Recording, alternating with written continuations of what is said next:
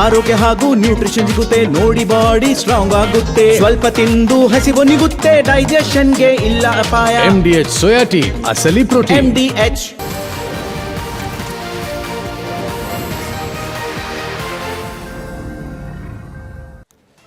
ನಮಸ್ಕಾರ, ಮುಂಜಾನೆ ಮುನ್ನೋಟಕ್ಕೆ ಸ್ವಾಗತ.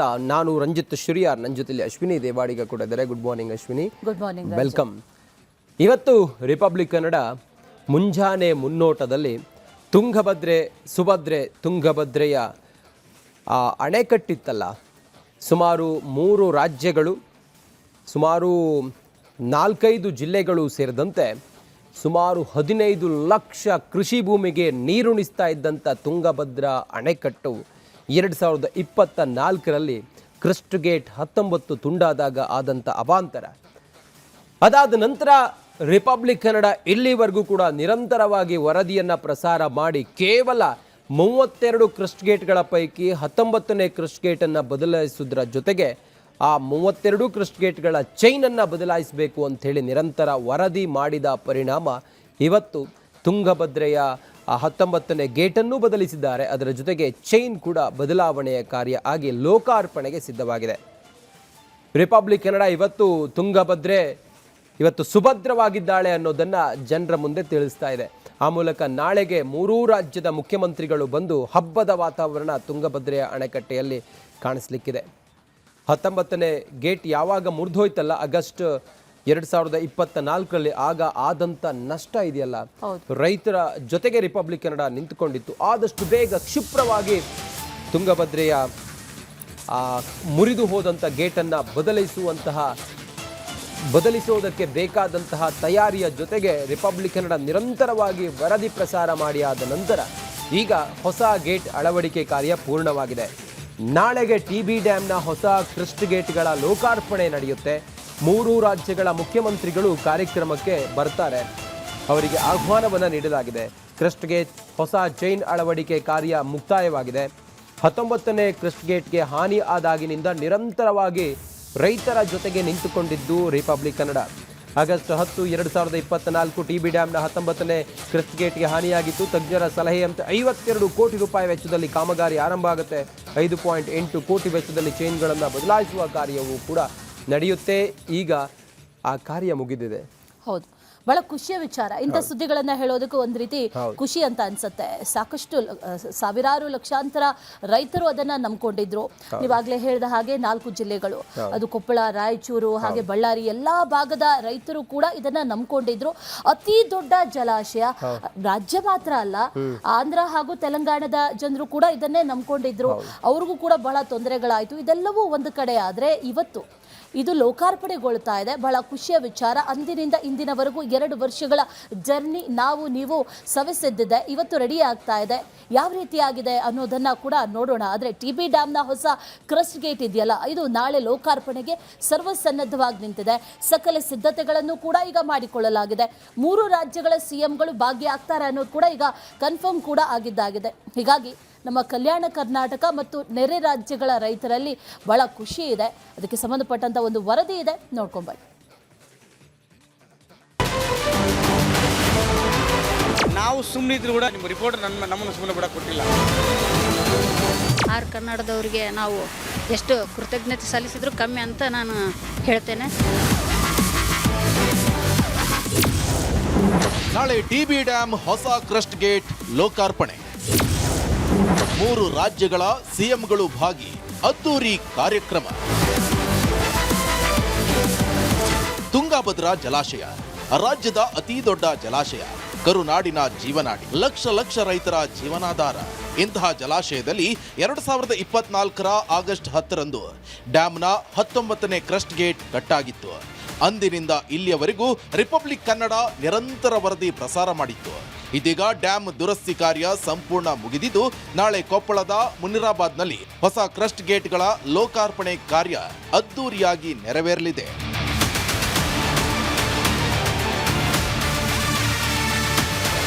ಹೊಸ ಕ್ರಸ್ಟ್ ಗೇಟ್ ಉದ್ಘಾಟನಾ ಸಮಾರಂಭದಲ್ಲಿ ಕರ್ನಾಟಕದ ಮುಖ್ಯಮಂತ್ರಿ DK ಶಿವಕುಮಾರ್, ಆಂಧ್ರ ಪ್ರದೇಶದ CM ಚಂದ್ರಬಾಬು ನಾಯ್ಡು, ತೆಲಂಗಾಣ ಮುಖ್ಯಮಂತ್ರಿ ರೇವಂತ್ ರೆಡ್ಡಿ ಭಾಗವಹಿಸಲಿದ್ದಾರೆ. ರಾಜ್ಯದ ಸಚಿವರು, ಶಾಸಕರು, ಹಿರಿಯ ಅಧಿಕಾರಿಗಳು, ರೈತ ಮುಖಂಡರು ಸೇರಿದಂತೆ ಹಲವು ಗಣ್ಯರು ಪಾಲ್ಗೊಳ್ಳಲಿದ್ದಾರೆ. ಈ ರಾಜ್ಯದ ಮುಖ್ಯಮಂತ್ರಿಗಳಾದಂಥ ಡಿ.ಕೆ. ಶಿವಕುಮಾರ್ ಸಾಹೇಬರು ಮತ್ತು ಕೇಂದ್ರದ ನೀರಾವರಿ ಸಚಿವರಾದಂಥ ಪಾಟೀಲ್ರು ಮತ್ತು ತೆಲಂಗಾಣದ ಮುಖ್ಯಮಂತ್ರಿ ರೇವಂತ್ ರೆಡ್ಡಿ ಅವರು ಮತ್ತು ಆಂಧ್ರದ ಮುಖ್ಯಮಂತ್ರಿಯಾದಂಥ ಚಂದ್ರಬಾಬು ನಾಯ್ಡು ಅವರು ಇವರೆಲ್ಲರೂ ಬರ್ತಾ ಇದ್ದಾರೆ. ರಿಪಬ್ಲಿಕ್ ಕನ್ನಡಕ್ಕೆ ರೈತರಿಂದ ಧನ್ಯವಾದ. ಆರ್ ಕನ್ನಡದವ್ರಿಗೆ ನಾವು ಎಷ್ಟು ಕೃತಜ್ಞತೆ ಸಲ್ಲಿಸಿದ್ರು ಕಮ್ಮಿ ಅಂತ ನಾನು ಹೇಳ್ತೇನೆ. ಗೇಟ್ ಹಾನಿಯಾದ ಬಳಿಕ ರೈತರು ಆತಂಕಕ್ಕೆ ಒಳಗಾಗಿದ್ರು. ತುಂಗಾಭದ್ರೆಯ ಅಭದ್ರತೆ ಬಗ್ಗೆ ರಿಪಬ್ಲಿಕ್ ಕನ್ನಡ ನಿರಂತರ ವರದಿ ಪ್ರಸಾರ ಮಾಡಿತ್ತು. ರೈತರ ಹೋರಾಟವನ್ನ ಸರ್ಕಾರದ ಮುಂದಿಟ್ಟಿತ್ತು. ಹೀಗಾಗಿ ರೈತರು ರಿಪಬ್ಲಿಕ್ ಕನ್ನಡಕ್ಕೆ ಧನ್ಯವಾದ ಹೇಳಿದ್ರು. ಟೆಂಡರು ಅವ್ರಿಗೆ ಕೊಟ್ಟಾರ ಇವ್ರಿಗೆ ಕೊಟ್ಟಾರ, ದುಡ್ಡಿಲ್ಲ, ಏನೋ ಒಂದು ಸಮಸ್ಯೆ ಹೇಳಿ ಅದು ಆಮೆಗತೆಯಲ್ಲಿ ಸಾಕ್ತಿತ್ತು. ಅದನ್ನು ಇವರು ಎಚ್ಚೆತ್ತು, ಆರ್ ಕನ್ನಡದವ್ರು ಎಚ್ಚೆತ್ತು, ಇಲ್ಲ ನೀವು ಹೀಗೆ ಮಾಡಬಾರ್ದು ಅಂತೇಳಿ ರಾಜ್ಯ ಸರ್ಕಾರಕ್ಕೆ ಮಾತಿನ ಏಟಿಂದ ಚಾಟಿ ಏಟಿಂದ ಮಾತಿನಿಂದ ರಾಜ್ಯ ಸರ್ಕಾರಕ್ಕೆ ಎಚ್ಚರಿಕೆ ಕೊಟ್ಟು ಮತ್ತೆ ಚುರುಕುಗೊಳಿಸಿದ್ರು ಕೆಲಸನ. ಚುರುಕುಗೊಳಿಸಿ ಈ ದಿನ 33 ಕ್ರಸ್ಟ್ ಗೇಟ್ಗಳು ಅಳವಡಿಕೆಯಾಗಿದೆ. ಅದ್ರ ಜೊತೆಗೆ ಹೊಸ ಚೈನು ಅಳವಡಿಕೆ ಮಾಡಿದ್ದಾರೆ. ಅದಕ್ಕಾಗಿ ನಮಗೆ ಭಾಳ ಸಂತೋಷವಾಗಿದೆ. ಆರ್ ಕನ್ನಡದವರಿಗೆ ನಾವು ಎಷ್ಟು ಕೃತಜ್ಞತೆ ಸಲ್ಲಿಸಿದ್ರು ಕಮ್ಮಿ ಅಂತ ನಾನು ಹೇಳ್ತೇನೆ.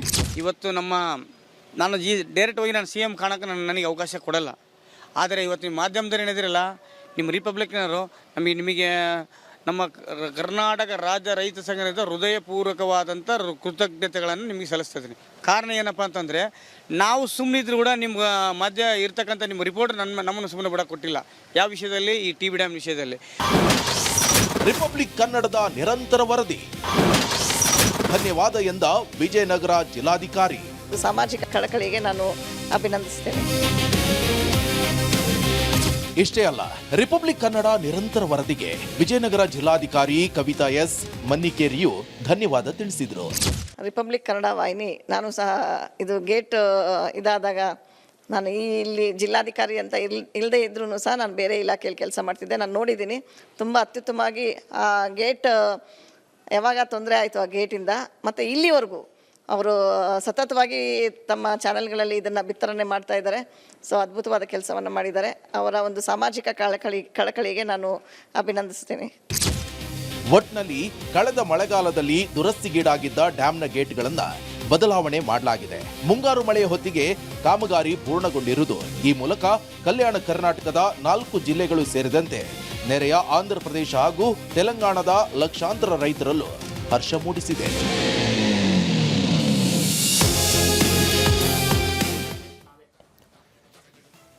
ಸರ್ಕಾರ ನೋಡಿ, 2024 ಆಗಸ್ಟ್ 10ನೇ ತಾರೀಕು 19ನೇ ಗೇಟ್, 32 ಗೇಟ್ನ ಪೈಕಿ 19ನೇ ಗೇಟ್ ತುಂಡಾದಾಗ ಸರ್ಕಾರ ಗೇಟ್ ಬದಲಿಸುವಂಥ ಕಾರ್ಯವನ್ನು ಚುರುಕು ಮಾಡಿತ್ತು. ರಿಪಬ್ಲಿಕ್ ಕನ್ನಡ ಆನ್ ಗ್ರೌಂಡ್ನಿಂದ ಅಲ್ಲಿನ ಇಂಚಿಂಚು ಮಾಹಿತಿಯನ್ನು ಬಿತ್ತರಿಸಿತ್ತು. ಸರ್ಕಾರದ ಆಲೋಚನೆ ಏನಿತ್ತು ಕೇಳಿದರೆ, ಕೇವಲ ಗೇಟ್ ಬದಲು ಮಾಡೋದು ಮಾತ್ರ ಇತ್ತು. ಹಳೆ ಚೈನು ಹೊಸ ಗೇಟು ಅನ್ನೋ ರೀತಿಯಲ್ಲಿತ್ತು ರಿಪಬ್ಲಿಕ್ ಕನ್ನಡ. ಆದರೆ ಅಲ್ಲಿನ ರೈತರ ಧ್ವನಿಯಾಗಿ ಅಥವಾ ಅಲ್ಲಿನ ಜನರ ಧ್ವನಿಯಾಗಿ ನೋಡಿ, ಆ ಚೈನಿಗೂ ಕೂಡ ಇಂತಿಷ್ಟು ವರ್ಷಗಳ ವ್ಯಾಲಿಡಿಟಿ ಅಂತಿರುತ್ತೆ, ಲೈಫ್ ಅಂತಿರುತ್ತೆ. 73 ವರ್ಷ ಆದ ನಂತರವೂ ಕೂಡ ಅದೇ ಚೈನ್ಗೆ ನೀವು ಹೊಸ ಗೇಟನ್ನು ಹಾಕಿದರೆ ಚೈನ್ ಏನಾದರೂ ಕಿತ್ತೋಯ್ತಪ್ಪ. 19ನೇ ಗೇಟ್ ತುಂಡಾಗೋದಕ್ಕೂ ಕಾರಣವೇ ಚೈನ್. ಸಂಕ್ಷಿಪ್ತವಾಗಿ ಗ್ರೌಂಡ್ ರಿಯಾಲಿಟಿ ಏನು ಅನ್ನೋದನ್ನು ನಾವು ಬಿತ್ತರಿಸಿದ್ವಿ. ನಾವು ವರದಿಯನ್ನು ಪ್ರಸಾರ ಮಾಡಿ ಆದ ನಂತರ ಈಗ ಮುಖ್ಯಮಂತ್ರಿ ಆಗಿರುವ ಡಿ.ಕೆ. ಶಿವಕುಮಾರ್ ಅವರು, ಆಗ ಉಪಮುಖ್ಯಮಂತ್ರಿ ಆಗಿದ್ದರು, ಅವರು ಸ್ಥಳಕ್ಕೆ ಹೋಗಿ ಆ ಚೈನ್ ಹೇಗಿದೆ ಅನ್ನೋದನ್ನು ಪರಿಶೀಲನೆ ಮಾಡಿದರು. ಆ ನಂತರ ಹೊಸ ಗೇಟ್ ಹೊಸ ಚೈನ್ ಅನ್ನೋದು ನಾವು ವರದಿ ಪ್ರಸಾರ ಮಾಡಿ ಆದ ನಂತರ ಸರ್ಕಾರ ಎಚ್ಚೆತ್ತುಕೊಂಡು ಡಿ.ಕೆ. ಶಿವಕುಮಾರ್ ಅವರು ಮಾನ್ಯ ಮಂತ್ರಿಗಳು ಕೂಡ ಆಗಿದ್ರು, ಜಲಸಂಪನ್ಮೂಲ ಇಲಾಖೆಯು ಕೂಡ ಅವರ ಕೈಯಲ್ಲಿತ್ತು, ಉಪಮುಖ್ಯಮಂತ್ರಿ ಕೂಡ ಆಗಿದ್ರು.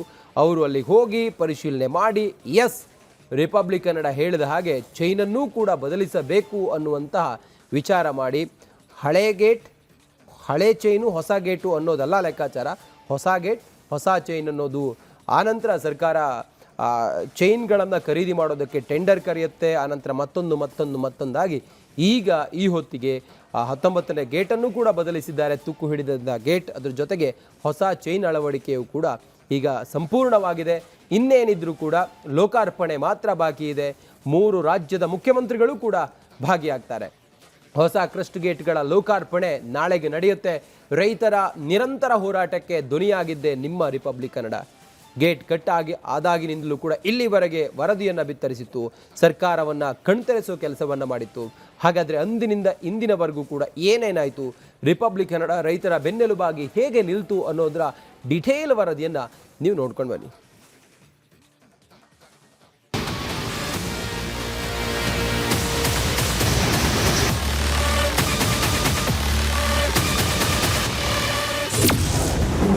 ಭದ್ರವಾಯಿತು ತುಂಗಭದ್ರ, ನಾಳೆ ಗೇಟ್ ಲೋಕಾರ್ಪಣೆ. ಅನ್ನದಾತರ ಹೋರಾಟ, ಧ್ವನಿಯಾಗಿದ್ದೇ ರಿಪಬ್ಲಿಕ್ ಕನ್ನಡ. 2024 ಆಗಸ್ಟ್ 10 ತುಂಗಭದ್ರಾ ಡ್ಯಾಂನ 19ನೇ ಕ್ರಸ್ಟ್ ಗೇಟ್ ಕಟ್ಟಾಗಿ ಇಡೀ ರಾಜ್ಯವನ್ನೇ ಬೆಚ್ಚಿ ಬೀಳಿಸಿತ್ತು.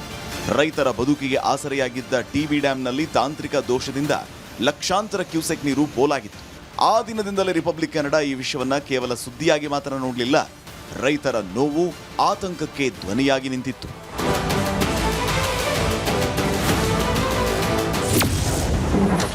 ಗೇಟ್ ಕಟ್, ಇಲ್ಲಿವರೆಗೂ ನಿರಂತರ ವರದಿ.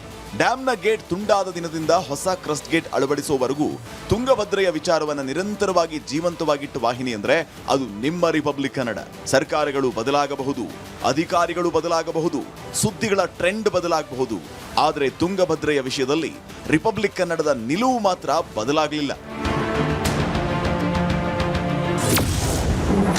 ಕಳಚಿದ ಗೇಟ್, ಅಭದ್ರವಾದ ರೈತರ ಬದುಕು. ಗೇಟ್ ಅಳವಡಿಕೆ ವಿಳಂಬ, ಖಡಕ್ ಪ್ರಶ್ನಿಸಿದ್ದ ರಿಪಬ್ಲಿಕ್. ತುಂಗಭದ್ರೆ ಉಳಿವಿಗೆ ರೈತರು ಪ್ರತಿಭಟಿಸಿದರು. ಅಂದು ಅವರ ಧ್ವನಿಗೆ ವೇದಿಕೆ ನೀಡಿದ್ದೇ ರಿಪಬ್ಲಿಕ್ ಕನ್ನಡ. ತಜ್ಞರ ಅಭಿಪ್ರಾಯಗಳನ್ನು ಸಹ ಜನರಿಗೆ ತಲುಪಿಸಿತು. ಕಾಮಗಾರಿ ವಿಳಂಬವಾದಾಗ ಪ್ರಶ್ನೆ ಕೇಳಿತು, ಅಧಿಕಾರಿಗಳ ಗಮನ ಸೆಳೀತು. ಸಚಿವರ ಭೇಟಿಯ ವೇಳೆ ಜನರ ಪರವಾಗಿ ಉತ್ತರ ಕೇಳಿತು. ತುಂಗಭದ್ರೆಯ ಪ್ರತಿಯೊಂದು ಬೆಳವಣಿಗೆಯನ್ನ ರಾಜ್ಯದ ಮನೆ ಮನೆಗೆ ತಲುಪಿಸಿದ್ದೇ ರಿಪಬ್ಲಿಕ್ ಕನ್ನಡ. ಇಂಪ್ಯಾಕ್ಟ್ 1 ಡಿಸೆಂಬರ್ 24, 2025 ಹೊಸ ಕ್ರಸ್ಟ್ ಗೇಟ್ ಅಳವಡಿಕೆ ಕಾರ್ಯ ಶುರು. ತುಂಗಭದ್ರಾ ಡ್ಯಾಂನ 19ನೇ ಕ್ರಸ್ಟ್ ಗೇಟ್ ಕಟ್ ಆಗ್ತಾ ಇದ್ದಂತೆ ರಿಪಬ್ಲಿಕ್ ಕನ್ನಡ ನಿರಂತರ ವರದಿ ಮಾಡಿ ಸರ್ಕಾರದ ಕಣ್ಣು ತೆರೆಸಿತು. ಈ ಬೆನ್ನಲ್ಲೇ ಸರ್ಕಾರ ಡಿಸೆಂಬರ್ 24, 2025ರಲ್ಲಿ ಹೊಸ ಕ್ರಸ್ಟ್ ಗೇಟ್ ಅಳವಡಿಕೆ ಕಾರ್ಯ ಶುರು ಮಾಡಿತ್ತು. ನುರಿತ ತಜ್ಞರ ಸಲಹೆಯ ಮೇರೆಗೆ ಕೆಲಸ ಆರಂಭಿಸಿಯೇ ಬಿಡ್ತು. ಸುಮಾರು 57.8 ಕೋಟಿ ರೂಪಾಯಿ ವೆಚ್ಚದ ಈ ಯೋಜನೆಯಲ್ಲಿ 52 ಕೋಟಿ ರೂಪಾಯಿ ಕ್ರಸ್ಟ್ ಗೇಟ್ಗಳ ಆಧುನೀಕರಣಕ್ಕೆ ಬಳಸಲಾಯಿತು. ಏಪ್ರಿಲ್ 15, 2026ಕ್ಕೆ ಹೊಸ ಕ್ರಸ್ಟ್ ಗೇಟ್ಗಳ ಅಳವಡಿಕೆಯೂ ಪೂರ್ಣ ಆಯಿತು. ಆದರೆ ಇಲ್ಲಿ ಅಧಿಕಾರಿಗಳ ಎಡವಟ್ಟು ಕೂಡ ಆಗಿದ್ದು, ಆ ಸುದ್ದಿಯನ್ನು ರಿಪಬ್ಲಿಕ್ ಕನ್ನಡ ಜನರ ಮುಂದೆ ಇಡ್ತು.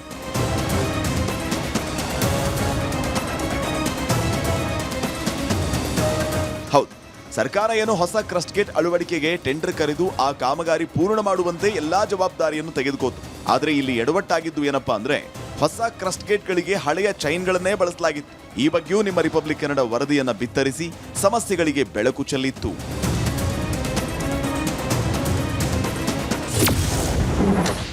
ಇಂಪ್ಯಾಕ್ಟ್ ನಂಬರ್ 2 ಜನವರಿ 15, 2026 ಟಿಬಿ ಡ್ಯಾಂ ಸ್ಥಳಕ್ಕೆ ಅಂದು ಡಿಕೆಶಿ ಭೇಟಿ ಪರಿಶೀಲನೆ. ಯಾವಾಗ ಈ ವರದಿ ಪ್ರಸಾರವಾಯಿತು ಅವತ್ತು ಜಲಸಂಪನ್ಮೂಲ ಸಚಿವರಾಗಿದ್ದ ಡಿಕೆ ಶಿವಕುಮಾರ್ ಸ್ಥಳಕ್ಕೆ ಭೇಟಿ ಕೊಟ್ಟರು. ಸ್ಥಳ ಪರಿಶೀಲನೆ ಬಳಿಕ ಯಾರೂ ಆತಂಕ ಪಡುವ ಅಗತ್ಯ ಇಲ್ಲ ಅನ್ನೋ ಮೂಲಕ ಹೊಸ ಚೈನ್ ಅಳವಡಿಕೆಯ ಭರವಸೆಯನ್ನೂ ಕೊಟ್ಟರು. ನ್ಯೂ ಚೈನು, ಈಗ ಚೈನು ನಮ್ಮ ಎಕ್ಸ್ಪರ್ಟ್ಸು ಚೈನ್ ಚೆನ್ನಾಗಿದೆ ಅಂತ ಹೇಳಿದ್ದಾರೆ, ಆದರೂ ಎಲ್ಲ ಗಟ್ಟಿಯಾಗಿದೆ ಅಂತೇಳಿ ಅವರು ರಿಪೋರ್ಟ್ ಕೊಟ್ಟಿದ್ದಾರೆ. ಅದನ್ನು ಚೇಂಜ್ ಮಾಡ್ಬಿಡು ಅಂತ ಹೇಳಿದ್ದೀನಿ. ನಾನು ನಮ್ಮ ಟೆಂಡರಲ್ಲೇ ಸೇರಿಸಿದ್ದೀನಿ. ಈಗ ಯಾಕೆ ಇಷ್ಟೇ ಮಾಡಿದೀವಂತ, ಚೈನ್ ಯಾಕೆ ಸುಮ್ಮನೆ ಅಂತೇಳಿ ಎಲ್ಲೂ ಹೋಗುದಿಲ್ಲ, ಅದಕ್ಕೇನು ಬಂಡವಾಳ ನಮ್ಗೇನು ಲಾಸ್ ಆಗೋದಿಲ್ಲ. ಅದನ್ನು ಎಸ್ಟಿಮೇಟಲ್ಲಿ ಸೇರಿಸಿದ್ದೀವಿ, ಅದನ್ನು ತೆಗೆದುಬಿಡಿ, ಚೇಂಜ್ ಮಾಡಿ ಅಂತ ಹೇಳಿದ್ದೇನೆ. ಇನ್ನು ಜಲಸಂಪನ್ಮೂಲ ಸಚಿವ ಡಿಕೆಶಿ ಬಂದು ಹೋದ ಬಳಿಕ ಜನವರಿ 15, 2026ಕ್ಕೆ ಹೊಸ ಚೈನ್ ಅಳವಡಿಕೆ ಘೋಷಣೆಯೂ ಆಯಿತು. ಹೊಸ ಕ್ರಸ್ಟ್ ಗೇಟ್ಗಳ ಬಳಿಕ ಜೂನ್ 19, 2026ಕ್ಕೆ ಹೊಸ ಚೈನ್ ಅಳವಡಿಕೆಯೂ ಕಾರ್ಯವೂ ಪೂರ್ಣ ಆಯಿತು. ಇದೀಗ ನಾಳೆ ಹೊಸ ಕ್ರಸ್ಟ್ ಗೇಟ್ ಲೋಕಾರ್ಪಣೆಗೆ ಸಕಲ ಸಿದ್ಧತೆ ನಡೆದಿದೆ.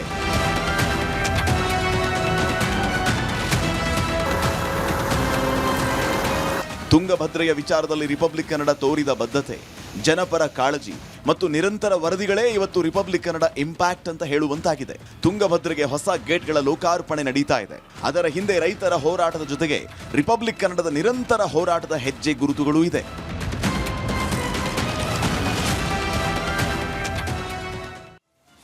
ಅಶ್ವಿನಿ, ಹರಿಯುವ ನೀರಿನಲ್ಲಿ ಆ ನೀರಿಗೆ ಅಡ್ಡಲಾಗಿ ಗೇಟ್ಗಳನ್ನು ಅಳವಡಿಸುವುದು ಅಂತ ಹೇಳಿದರೆ ಅದು ಅಷ್ಟು ಈಸಿ ಅಲ್ಲ. ಅದೊಂದು ರೀತಿಯಲ್ಲಿ ದೊಡ್ಡ ಚಾಲೆಂಜ್ ಆಗಿತ್ತು. ಆದರೆ ಅದನ್ನು ಬಹಳ ಯಶಸ್ವಿಯಾಗಿ ನೋಡಿ ನಿರ್ವಹಿಸಿದ್ದು ಇಂಜಿನಿಯರ್.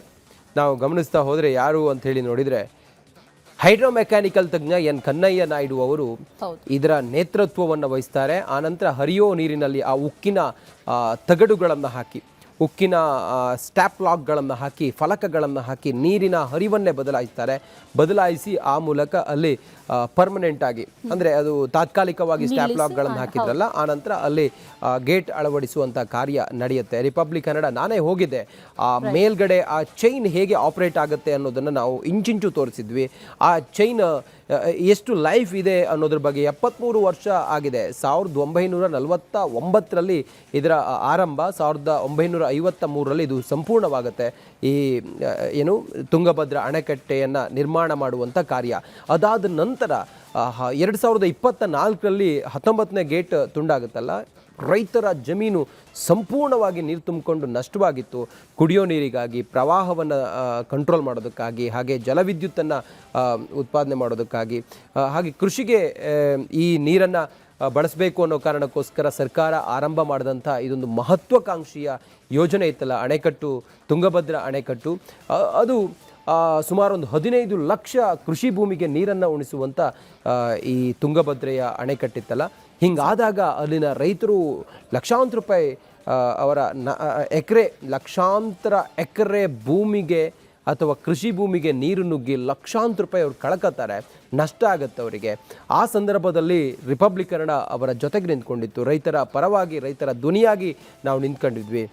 ಇಲ್ಲಿವರೆಗೂ ಕೂಡ ಹಳೆ ಚೈನು ಹೊಸ ಗೇಟು ಅನ್ನುವಂಥ ಲೆಕ್ಕಾಚಾರ ಇದ್ದಾಗಲೂ ಕೂಡ ರಿಪಬ್ಲಿಕ್ ಕನ್ನಡ ಆನ್ ಗ್ರೌಂಡ್ ಅಲ್ಲಿಗೆ ಹೋಗಿ ಅಲ್ಲಿನ ಚೈನ್ ಹೇಗಿದೆ ಅನ್ನೋದನ್ನು ನಾವು ಸತ್ಯ ದರ್ಶನವನ್ನು ಮಾಡಿದ್ವಿ. ಹೈದರಾಬಾದ್ನ ಒಂದು ಕಂಪನಿಗೆ ಇವರು ಅನಂತರ ಟೆಂಡರ್ ಕೊಡ್ತಾರೆ, ಎಲ್ಲ ಚೈನ್ಗಳನ್ನು ಕೂಡ ಬದಲಿಸುವಂಥ ತೀರ್ಮಾನವನ್ನು ಮಾಡ್ತಾರೆ. ಆ ಚೈನ್ ಹೇಗೆ ಆಪ್ರೇಟ್ ಆಗುತ್ತೆ, ಈ ಹಿಂದೆ ಗೇಟ್ ಕಟ್ಟಾಗೋದಕ್ಕೂ ಕೂಡ ಚೈನೇ ಕಾರಣ ಅನ್ನೋದನ್ನು ನಾವು ಎಳೆಯಾಗಿ ತೋರಿಸಿದ ನಂತರ ರಿಪಬ್ಲಿಕ್ ಕನ್ನಡದ ವರದಿಯ ಇಂಪ್ಯಾಕ್ಟ್ ಅನ್ನುವಂತೆ ಅಲ್ಲಿ ಡಿ.ಕೆ. ಶಿವಕುಮಾರ್ ಅವರು ಸ್ವತಃ ಹೋಗ್ತಾರೆ. ಜಲಸಂಪನ್ಮೂಲ ಸಚಿವರು ಕೂಡ ಆಗಿದ್ದಂಥ ಡಿ.ಕೆ. ಶಿವಕುಮಾರ್ ಅಲ್ಲಿ ಹೋಗಿ ಪರಿಶೀಲನೆ ಮಾಡಿ ಎಸ್ ಇದಾಗಬೇಕು ಅನ್ನೋದನ್ನು ಹೇಳ್ತಾರೆ. ಈಗ ಎಲ್ಲವೂ ಕೂಡ ಬದಲಾಗಿದೆ. ಈಗ ಸುಭದ್ರವಾಗಿದೆ ತುಂಗಭದ್ರೆ ಅಣೆಕಟ್ಟು, ಲೋಕಾರ್ಪಣೆಗೆ ಸಿದ್ಧವಾಗಿದೆ ತುಂಗಭದ್ರೆ ಅಣೆಕಟ್ಟು ಅನ್ನುವಂಥದ್ದು ರಿಪಬ್ಲಿಕ್ ಕನ್ನಡಕ್ಕೆ ಭಾಳ ಒಂದು ಹೆಮ್ಮೆ ವಿಚಾರ.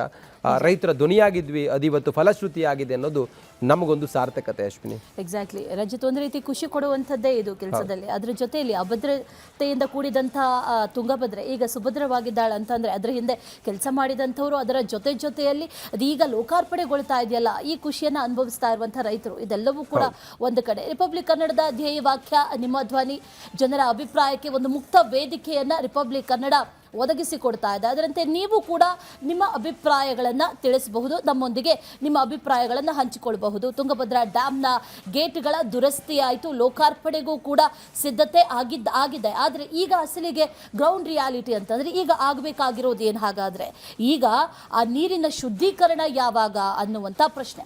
ಅಲ್ಲಿ ಸರಿಸುಮಾರು 30ರಿಂದ 33 TMCಯಷ್ಟು ಹೂಳು ತುಂಬಿಕೊಂಡಿದೆ. ಆ ಹೂಳನ್ನು ತೆಗೆದ್ರೆ, ಈ TMC ಅಂತಂದರೆ ಸಾಮಾನ್ಯವಾಗಿ ಅರ್ಥ ಆಗ್ಲಿಕ್ಕೆಲ್ಲ 2831 ಕೋಟಿ ಲೀಟರ್ನಷ್ಟು ನೀರದು. ಸರಿ ಸುಮಾರು ಇಮ್ಯಾಜಿನ್ ಮಾಡ್ಕೊಳ್ಳಿ, 2300 ಎಕರೆ ಲ್ಯಾಂಡ್ ಇದೆಯಲ್ಲ, ಅಲ್ಲಿ ತುಂಬೋ 1 ಫೀಟಷ್ಟು ತುಂಬುವಂಥ ನೀರನ್ನು ತುಂಬಿಸಿದ್ರೆ ಎಷ್ಟಾಗ್ಬೋದು ಅಷ್ಟು ನೀರು ಅಲ್ಲಿ ತುಂಬಿಕೊಂಡಿದೆ. ಆದರೆ ಅಲ್ಲಿ ಹೂಳಿದೆ, ಆ ಹೂಳು ಎತ್ತಬೇಕು. ಇನ್ನೂ ತುಂಬ ಸಿಂಪಲ್ ಆಗಿ ಹೇಳಬೇಕು ಅಂತಂದರೆ 1 ಕಿಲೋಮೀಟರ್ ಉದ್ದ, 1 ಕಿಲೋಮೀಟರ್ ಎತ್ತರ, ಇಷ್ಟು ಇದ್ದಂಥ ಜಾಗದಲ್ಲಿ ನೀರನ್ನು ನೀರನ್ನ ತುಂಬಿಸಿದ್ರೆ ಅದು 1 TMC. ಆ 1 TMC ಏನಿದೆ ಅಂತ 33 TMC ಹೂಳಿದೆ, ಅಲ್ಲಿ ಶುದ್ಧೀಕರಣ ಆಗಬೇಕು. ಅದರ ಜೊತೆಗೆ ಇಲ್ಲಿ ನವಲಿ ಸಮಾಂತರ ಜಲಾಶಯ ಕೂಡ ಆಗಬೇಕು ಅನ್ನುವಂಥದ್ದು ಕೂಡ ಒಂದು ದಶಕಗಳಿಂದ ಇರುವಂತಹ ಬೇಡಿಕೆ. ಅದಿನ್ನೂ ಕೂಡ ಆಗಿಲ್ಲ, ಕಾಗದ ಪತ್ರದಲ್ಲಿ ಮಾತ್ರ ಇದೆ. ಯಾವಾಗ ಆಗತ್ತೆ ಅನ್ನುವಂಥ ಪ್ರಶ್ನೆ ಸರ್ಕಾರ ಈ ಸಂದರ್ಭದಲ್ಲಿ ಮನಸ್ಸು ಮಾಡುತ್ತಾ ಅನ್ನುವಂಥ ಕುತೂಹಲ ಕೂಡ ಹಾಗೆ ಇದೆ. ಇದ್ರ ಬಗ್ಗೆ ನಿಮ್ಮ ಅನಿಸಿಕೆ, ಅಭಿಪ್ರಾಯಗಳು ಏನು? ನಮ್ಮ ದೂರವಾಣಿ ನಂಬರ್ಗೆ ಕರೆ ಮಾಡಿ ತಿಳಿಸಬಹುದು. ನಮ್ಮ ವಾಟ್ಸಪ್ ನಂಬರ್ ಕೂಡ ಇದೆ, ಅದರಲ್ಲಿ 1-2 ಲೈನ್ ನಿಮ್ಮ ಅಭಿಪ್ರಾಯಗಳನ್ನ ಬರೆದು ಮೆಸೇಜ್ ಕೂಡ ಮಾಡಬಹುದು. ಹಾಗೆ ಎಕ್ಸ್ ಸೋಷಿಯಲ್ ಮೀಡಿಯಾದಲ್ಲೂ ಕೂಡ ನಿಮ್ಮ ಅಭಿಪ್ರಾಯಗಳನ್ನ ಹಂಚ್ಕೊಳ್ಬಹುದು. ನಿಮ್ಗೆ ಏನ್ ಅನ್ಸುತ್ತೆ? ಡ್ಯಾಮ್ ರಿಪೇರಿ ಆಗಿದ್ದಾಯ್ತು, ಮುಂದೆ ಏನಾಗಬೇಕು ಹಾಗಾದ್ರೆ? ಇದೆಲ್ಲದರ ಬಗ್ಗೆಯೂ ಕೂಡ ನೀವು ನಿಮ್ಮ ಅಭಿಪ್ರಾಯಗಳನ್ನ ಹಂಚ್ಕೊಳ್ಬಹುದು. ಎಸ್, ನಾವು ಇದ್ರ ಜೊತೆಗೆ ನೋಡಿ, ಅಲ್ಲಿನ ಹೂಳು ತುಂಬಿಕೊಂಡಿರೋದು ನೀವು ಹೇಳಿದ್ರಿ, 135 TMC ಶೇಖರಣೆಯ ಸಾಮರ್ಥ್ಯವಿದ್ದಂತಹ ಈ ತುಂಗಭದ್ರಾ ಜಲಾಶಯದಲ್ಲಿ 33 TMCಯಷ್ಟು ನೀರು ವೇಸ್ಟ್ ಆಗ್ತಾ ಇದೆ. ಅದಕ್ಕೆ ಪರ್ಯಾಯವಾಗಿ ನವಲಿಯಲ್ಲಿ ಸಮಾನಾಂತರವಾದಂಥ ಜಲಾಶಯವನ್ನು ನಿರ್ಮಾಣ ಮಾಡಿ ಆ ನೀರನ್ನು ಸ್ಟೋರ್ ಮಾಡಿದರೆ ಆ ಭಾಗದ ರೈತರಿಗೆ ಇನ್ನಷ್ಟು ಅನುಕೂಲ ಆಗುತ್ತೆ. ಇನ್ನೊಂದು ಬೆಳೆ ಬೆಳೀಲಿಕ್ಕೆ, ಮತ್ತೊಂದು ಬೆಳೆಯನ್ನು ಬೆಳೀಲಿಕ್ಕೆ ಅನುಕೂಲ ಆಗುತ್ತೆ ಅನ್ನೋ ರೀತಿಯಲ್ಲಿ ನಾವು ವರದಿಯನ್ನು ಮಾಡಿದ್ವಿ. ಮಾನ್ಯ ಸಚಿವರನ್ನು ಕೂಡ ನಾವು ಮಾತಾಡಿಸಿದ್ವಿ, ಶಿವರಾಜ್ ತಂಗಡಗಿ ಅವರನ್ನು ಕೂಡ ನಾವು ಮಾತಾಡಿಸಿದ್ವಿ. ಆ ಸಂದರ್ಭದಲ್ಲಿ ಅವರು ಏನು ಹೇಳಿದರು ಅನ್ನೋದನ್ನು ನೋಡೋಣ ಬನ್ನಿ. ತುಂಗಭದ್ರಾ ಜಲಾಶಯದ ಕ್ರಸ್ಟ್ ಗೇಟ್ಗಳ ಲೋಕಾರ್ಪಣೆಗೆ ಈಗಾಗಲೇ ಬರದ ಸಿದ್ಧತೆಯನ್ನು ರಾಜ್ಯ ಸರ್ಕಾರ ಮಾಡ್ಕೊಳ್ತಾ ಇದೆ. ಯಾರ್ಯಾರು ಬರ್ತಾರೆ ಸರ್? ಏನೇನಿದೆ ಸರ್? ಸರ್, ಈ ರಾಜ್ಯದ ಮುಖ್ಯಮಂತ್ರಿಗಳಾದಂಥ DK ಶಿವಕುಮಾರ್ ಸಾಹೇಬರು ಮತ್ತು ಕೇಂದ್ರದ ನೀರಾವರಿ ಸಚಿವರಾದಂಥ ಪಾಟೀಲ್ರು ಮತ್ತು ತೆಲಂಗಾಣದ ಮುಖ್ಯಮಂತ್ರಿ ರೇವಂತ್ ರೆಡ್ಡಿ ಅವರು ಮತ್ತು ಆಂಧ್ರದ ಮುಖ್ಯಮಂತ್ರಿಯಾದಂಥ ಚಂದ್ರಬಾಬು ನಾಯ್ಡು ಅವರು, ಇವರೆಲ್ಲರೂ ಬರ್ತಾ ಇದ್ದಾರೆ. ಅದಕ್ಕೆ ಈಗಾಗಲೇ ಮುಖ್ಯಮಂತ್ರಿಗಳು ನಮಗೆ ಸೂಚನೆಯನ್ನು ಕೊಟ್ಟಿದ್ದಾರೆ 25ನೇ ತಾರೀಕಿಗೆ ಬೆಳಗ್ಗೆ ಅಂತಂದು. ಅದಕ್ಕೆ ನಮ್ಮ ಜಿಲ್ಲೆಯಿಂದ ನಾವೆಲ್ಲರೂ ಏನೇನು ತಯಾರಿ ಮಾಡ್ಕೋಬೇಕು ಅನ್ನೋದ್ರ ಬಗ್ಗೆ ಒಂದು ಚರ್ಚೆ ಮಾಡಲಿಕ್ಕೆ DC ಅವ್ರ ಹತ್ರ ಅವರು ಇದರೊಳಗೆ ಒಂದು ಸಭೆಯನ್ನು ಕರೆದಿದ್ದಾರೆ. ಈಗ ಅಲ್ಲಿ ಬಂದಿದ್ದೀನಿ ನಾನು. ಸರ್, ಈಗ 72 ವರ್ಷಗಳ ಇತಿಹಾಸ ಇರ್ತಕ್ಕಂಥ ಹಳೆ ಕ್ರಸ್ಟ್ ಗೇಟ್ಗಳು ಈಗ ಇತಿಹಾಸ ಪುಟ ಸೇರಿದಾವೆ ಸರ್. ಹೊಸ ಕ್ರಸ್ಟ್ ಗೇಟ್ಗಳನ್ನು ಅಳವಡಿಕೆ ಮಾಡಲಾಗಿದೆ. ಅದರಲ್ಲಿ ಭಾಳ ಪ್ರಮುಖವಾಗಿ ತಮ್ಮ ಪಾತ್ರ ಅತಿ ದೊಡ್ಡದು. ಹೊಸ ಕ್ರಸ್ಟ್ ಗೇಟ್ಗಳ ವಿಚಾರವಾಗಿ ಈ ನೀರನ್ನು ನೆಚ್ಕೊಂಡಿರ್ತಕ್ಕಂತಹ ರೈತರಿಗೆ ಏನು ಭರವಸೆಯನ್ನು ಕೊಡ್ತೀರಿ ಸರ್? ಒಂದು, ಈ ಸತಿ ಮಳೆ ಆದರೆ ನಮ್ಮ ಕ್ರಸ್ಟ್ ಗೇಟ್ಗಳು ಕೆಲವೊಂದು 8ರಿಂದ 10 ಕ್ರಸ್ಟ್ ಗೇಟ್ಗಳು ಮೂಮೆಂಟ್ ಆಗ್ತಿದ್ದಿಲ್ಲ. ಹಿಂಗಾಗಿ ಡ್ಯಾಮಿಗೆ ತೊಂದರೆ ಆಗುತ್ತೆ ಅನ್ನೋ ದೃಷ್ಟಿಕೋನವನ್ನು ಇಟ್ಕೊಂಡು ಎಲ್ಲವೂ ಕ್ರಸ್ಟ್ ಗೇಟನ್ನು ಬದಲಾವಣೆ ಮಾಡಬೇಕಂತ ಏನು ತಜ್ಞರು ಹೇಳಿದರು. ಆದರೆ ಅದನ್ನು ಹೇಳಿದ್ನ್ಯಾಗ ನಮಗೆ ಟೀಕೆ ಟಿಪ್ಪಣಿಗಳು ಸಾಕಷ್ಟು ಬಂದು, ನಿಮಗೂ ಗೊತ್ತಿದೆ. ಆ ಟಿಪ್ಪಣಿಗಳನ್ನು ಸವಾಲಾಗಿ ಸ್ವೀಕಾರ ಮಾಡಿ ಇವತ್ತು ಎಲ್ಲ ಗೇಟ್ಗಳನ್ನು ಮಾಡುವಂಥ ಕೆಲಸವನ್ನು ಮಾಡಿದ್ದೀವಿ. ಈಗ ರೆಡಿ ಆಗಿದೆ, ಅದನ್ನು ಲೋಕಾರ್ಪಣೆ ಮಾಡುವಂಥ ಕೆಲಸವನ್ನು ಮಾಡ್ತೀವಿ. ಮಳೆ ಬಂದು ಡ್ಯಾಮ್ ತುಂಬಿದರೆ ಮೊದಲನೇ ಬೆಳೆಗೆ ನೀರು ಬಿಡುವಂಥ ಕೆಲಸವನ್ನು ಮಾಡ್ತೀವಿ. ಡ್ಯಾಮ್ ಹೊಸ ಗೇಟ್ಗಳ ಬಗ್ಗೆ, ಗಟ್ಟಿತನದ ಬಗ್ಗೆ ಏನು ಹೇಳ್ತೀರಿ? ಗಟ್ಟಿತನ ಇದೆ, ಅದಕ್ಕೆ ಟೆಕ್ನಾಲಜಿ ಇದೆ, ಅದರ ಟೆಕ್ನಿಕಲ್ ಟೀಮ್ ಇದೆ, ಅದನ್ನಾಗಲೇ ಚೆಕ್ ಮಾಡಿದ್ದಾರೆ, ಅದ್ರ ಬಗ್ಗೆ ಪೂರ್ಣ ಮಾಹಿತಿಯನ್ನು ಕೊಟ್ಟಿದ್ದಾರೆ. ನಿಶ್ಚಿತವಾಗಲೂ ಗಟ್ಟಿತನದ ಬಗ್ಗೆ ಎರಡು ಮಾತಿಲ್ಲ. ಯಾಕಂದರೆ ಟೆಂಡರ್ ತೊಗೊಂಡಂಥ ಕಂಪ್ನಿಯಿಂದ ಹಿಡ್ಕೊಂಡು ಎಲ್ಲವೂ ತಮ್ಮ ಕೆಲಸವನ್ನು ಪ್ರಾಮಾಣಿಕವಾಗಿ ಮಾಡಿದ್ದಾವೆ ಅಂತ ನನ್ನ ಅನಿಸಿಕೆ. ಯಾಕಂದರೆ ಅದಕ್ಕೇನಕ್ಕೆ ಕೇಳಬೇಕಾದ್ರೂ ಟೆಕ್ನಿಕಲ್ ಟೀಮಿಗೆ ಕೇಳಬೇಕು. ಟೆಕ್ನಿಕಲ್ ಟೀಮ್ನವ್ರು ಚೆನ್ನಾಗಾಗಿದೆ ಅಂತ ಭರವಸೆನ ಕೊಟ್ಟಿದ್ದಾರೆ. ಈ ಜಲಾಶಯದ ನೀರನ್ನು ನೆಚ್ಚಿರ್ತಕ್ಕಂತಹ 8 ಜಿಲ್ಲೆಗಳ ರೈತರಿಗೆ ತಾವೇನು ಹೇಳಕ್ಕೆ ಬಯಸ್ತೀರಿ ಈ ವಿಚಾರವಾಗಿ? ಸರ್, ಎಲ್ಲ ನಮ್ಮ ಜಿಲ್ಲೆಯ ಶಿವರಾಜ್ ತಂಗಡಗಿ ಅವರು ಆಗ ಉಸ್ತುವಾರಿ ಮಂತ್ರಿಗಳಾಗಿದ್ದರು. ನಾವಾಗ ಹೋಗಿದ್ವಿ, ಆ ಸ್ಥಳದಲ್ಲಿ ಹೋಗಿ ಅಲ್ಲಿನ ಚಿತ್ರಣವನ್ನು, ಗ್ರೌಂಡ್ ರಿಯಾಲಿಟಿಯನ್ನು ತೋರಿಸೋದ್ರ ಜೊತೆಗೆ ಆಗ ಉಸ್ತುವಾರಿ ಮಂತ್ರಿಗಳಾಗಿದ್ದಂಥ ಶಿವರಾಜ್ ತಂಗಡಗಿ ಅವರಿಗೆ ಭೇಟಿಯಾಗಿ ಅಲ್ಲಿನ ಚಿತ್ರಣವನ್ನು ವಿವರಿಸಿದ್ವಿ. ಹೊಸ ಚೈನ್ಗಳ ಅಳವಡಿಕೆಯ ಸೂಕ್ಷ್ಮತೆಯನ್ನು ಅವರಿಗೆ ತಿಳಿಸಿದ್ವಿ. ಈಗ ಅವರು ಶಾಸಕರು, ಈಗ ಅವರು ಅದ್ರ ಬಗ್ಗೆ ಪ್ರತಿಕ್ರಿಯೆಯನ್ನು ನೀಡಿದ್ದಾರೆ. ನೀವೇನು ಹೇಳಿದ್ರು ಅನ್ನೋದನ್ನು ಕೇಳ್ಕೊಂಡ್ರಿ. ಲೋಕಾರ್ಪಣೆಗೆ ಯಾವ ರೀತಿ ತಯಾರಿಗಳು, ಮತ್ತೊಂದ್ರ ಬಗ್ಗೆ ಅವರೆಲ್ಲ ಮಾತಾಡಿದರು. ಇನ್ನು ನೀವು ಕೂಡ ಕರೆ ಮಾಡಿ ಮಾತಾಡ್ಬೋದು. ರೈಟ್, ಫಸ್ಟ್ ಕಾಲರ್ ಮಹೇಶ್ ಇದ್ದಾರೆ. ಮಹೇಶ್, ನಮಸ್ತೆ. ನಮಸ್ತೆ. ತುಂಗಭದ್ರಾ ಡ್ಯಾಮ್ನ ಕ್ರಸ್ಟ್ ಗೇಟ್ ಕಾರ್ಯಗಳೆಲ್ಲವೂ ಕೂಡ ಮುಗಿದಿದೆ, ಖುಷಿ ವಿಚಾರ. ಅದರ ಜೊತೆಯಲ್ಲಿ ನವಲಿ ಸಮಾಂತರ ಜಲಾಶಯ ಆಗಬೇಕು ಅನ್ನುವಂಥದ್ದು ದಶಕಗಳಿಗಿಂತಲೂ ಹೆಚ್ಚಿನ ಕಾಲದ ಬೇಡಿಕೆ. ಆದರೆ ಅದು ಆಗ್ತಾ ಇಲ್ಲ. ಕಾರಣ ಗೊತ್ತೇ ಇದೆ, ಆಂಧ್ರ ತೆಲಂಗಾಣದ ಸಮ್ಮತಿ ಬೇಕು, ಅನುಮತಿ ಬೇಕು ಅನ್ನುವಂಥ ವಿಚಾರ. ಯಾವಾಗ ಆಗಬಹುದು? ನೀವೇನು ಹೇಳ್ತೀರಿ ಇದ್ರ ಬಗ್ಗೆ? ಇದಕ್ಕೆ ಕೇಂದ್ರ ಸರ್ಕಾರ ಮಧ್ಯೆ ಪ್ರವೇಶ ಮಾಡಬೇಕು ಮೇಡಮ್. ಕೇಂದ್ರ ಸರ್ಕಾರ ಮಧ್ಯೆ ಪ್ರವೇಶ ಮಾಡಬೇಕು. ರಾಜಕೀಯ ಅನ್ನೋದನ್ನ ಬಿಟ್ಟು ಎಲ್ಲರೂ ಕೂಡ ಒಗ್ಗಟ್ಟಾಗಿ ಕೆಲಸ ಮಾಡ್ಬೇಕಾಗತ್ತೆ. ಮತ್ತೆ ಏನ್ ಇವತ್ತು ಜಲಾಶಯ ಒಂದು ಬಂದೋಬಸ್ತ್ ನಿಂತ್ಗತ್ತು ಅನ್ನೋದಕ್ಕೆ ಕಾರಣ ನಿಮ್ಮಂತ ಒಂದು ಪ್ರಾಮಾಣಿಕವಾದಂತ ಕೆಲಸ ಮಾಡಿದಂತ ನ್ಯೂಸ್ ಚಾನಲ್ಗಳಿಂದ ಕೂಡ ನಿಮಗೂ ಕೂಡ ತುಂಬಾ ಹೃದಯದಿಂದ ಸ್ವಾಗತವನ್ನ ಹೇಳ್ಬೇಕಾಗುತ್ತೆ ಮೇಡಮ್. Thank you sir. ಬಹಳ ಖುಷಿ ವಿಚಾರ. ಇಂಥ ಒಂದಷ್ಟು ಕಾರ್ಯಗಳು ಆಗ್ತಾ ಇರಲಿ ಅನ್ನೋದೇ ನಮ್ಮ ಆಶಯ ಕೂಡ. ಧನ್ಯವಾದ ಮಹೇಶ್ ಅವರೇ ಕರೆ ಮಾಡಿ ಮಾತಾಡಿದ್ದಕ್ಕೆ. ಈಗಾಗಲೇ ಗಮನಿಸ್ತಾ ಇದ್ವಿ ಎಷ್ಟೋ ಜನರಿಗೆ ಬಹಳ ಖುಷಿ ವಿಚಾರ. ಅಲ್ಲಿರುವಂಥ ರೈತರು ಕೂಡ ಬಹಳ ಸಂತೋಷವನ್ನ ವ್ಯಕ್ತಪಡಿಸ್ತಾ ಇದ್ದಾರೆ. ಯಾಕಂದ್ರೆ ಈ ಹಿಂದೆ ಕೂಡ ಅಂದ್ರೆ ಕಳೆದ ವರ್ಷವೂ ಕೂಡ ಇದೇ ಭಯ ಇತ್ತು, ಎರಡನೇ ಬೆಳೆ ನೀರಿಲ್ಲ ಅನ್ನುವಂಥದ್ದನ್ನ ಹೇಳ್ತಾ ಇದ್ರು. ಅಲ್ಲಿರುವಂತಹ ಲಕ್ಷಾಂತರ ರೈತರು ಬೆಳೆ ಬೆಳೆದಿದ್ದಾರೆ ಆದ್ರೆ ನೀರಿಲ್ಲ ಅನ್ನುವಂಥ ಭಯದಲ್ಲಿದ್ರು. ಮುಂದಿನ ವರ್ಷ ಆದ್ರೂ ಕಂಪ್ಲೀಟ್ ಆಗುತ್ತಾ ಅನ್ನುವಂಥ ಪ್ರಶ್ನೆಗಳಿದ್ವು. ಈಗ ಐ ಥಿಂಕ್ ರೈಟ್ ಟೈಮ್ ಅನ್ಸುತ್ತೆ. ಈಗ ಮುಕ್ತಾಯ ಆಗಿದೆ ಎಲ್ಲವೂ ಕೂಡ. ಕ್ರಸ್ಗೇಟ್ಗಳಾಗಿರ್ಬೋದು, ಅದರ ಜೊತೆಯಲ್ಲಿ ಚೈನ್ ಕಾರ್ಯವೂ ಕೂಡ ಮುಗ್ದಿದ್ದಾಗಿದೆ. 57 ಲಕ್ಷ ಕೋಟಿ ಯೋಜನೆ ಅದು. ಆ ಯೋಜನೆ ಈಗ ಲೋಕಾರ್ಪಣೆಗೊಂಡಿರೋದು ಬಹಳ ಖುಷಿಯ ವಿಚಾರ ಅನ್ನೋದನ್ನ ಕೂಡ ಜನ ಕೂಡ ಹೇಳ್ಕೊಳ್ತಾ ಇದ್ರು. ಇನ್ನು ರಿಪಬ್ಲಿಕ್ ಕನ್ನಡದ ಈ ನಿರಂತರ ವರದಿ ಇದೆಯಲ್ಲ, ಜನ ರೈತರು ಧನ್ಯವಾದವನ್ನ ಹೇಳೋದು ಒಂದು, ಇದರ ಜೊತೆಯಲ್ಲಿ ಅನೇಕರು ಹೇಳೋದಿದೆ ಈ ಜರ್ನಲಿಸಮ್ ಅನ್ನುವಂಥದ್ದು ಏನಿದೆ ಇದು ಒಂದು ರೀತಿಯಲ್ಲಿ ಥ್ಯಾಂಕ್ಲೆಸ್ ಜಾಬ್ ಅಂತ ಜನ ಧನ್ಯವಾದ ಹೇಳ್ತಾ ಇರೋದು ಬಹಳ ಖುಷಿ ಕೊಡ್ತಾ ಇದೆ. ಎಸ್, ಮತ್ತೊಬ್ರು ಕಾಲರ್ ಇದ್ದಾರೆ, ಯೂಸಫ್. ನಮಸ್ಕಾರ ಸರ್. ಸರ್ ನಮಸ್ತೆ ಸರ್. ನಮಸ್ಕಾರ, ಹೇಳಿ. ಕ್ರಸ್ಟ್ ಗೇಟ್ ಲೋಕಾರ್ಪಣೆ ಆಗ್ತಾ ಇದೆ, ಚೈನ್ ಲೋಕಾರ್ಪಣೆ ಆಗ್ತಾ ಇದೆ, ರಿಪಬ್ಲಿಕ್ ಕನ್ನಡ ವರದಿ ಮಾಡಿತ್ತು. ತಾವೇನು ಹೇಳ್ತೀರಿ ಯೂಸಫ್ ಅವರೇ? ಥ್ಯಾಂಕ್ ಯು ಸರ್, ನೀವೆಲ್ಲ ವರದಿ ಮಾಡಿದ್ದೀರಿ, ತುಂಬಾ ಥ್ಯಾಂಕ್ಸ್ ಸರ್. ನಿಮ್ಮಂತರ ಇರೋದ್ರಿಂದ ಸರ್ ಇದೆಲ್ಲ ಕುಂದುಕೊರತೆಗಳು ನಿವಾರಣೆ ಆಗ್ತಾ ಇದೆ ಸರ್.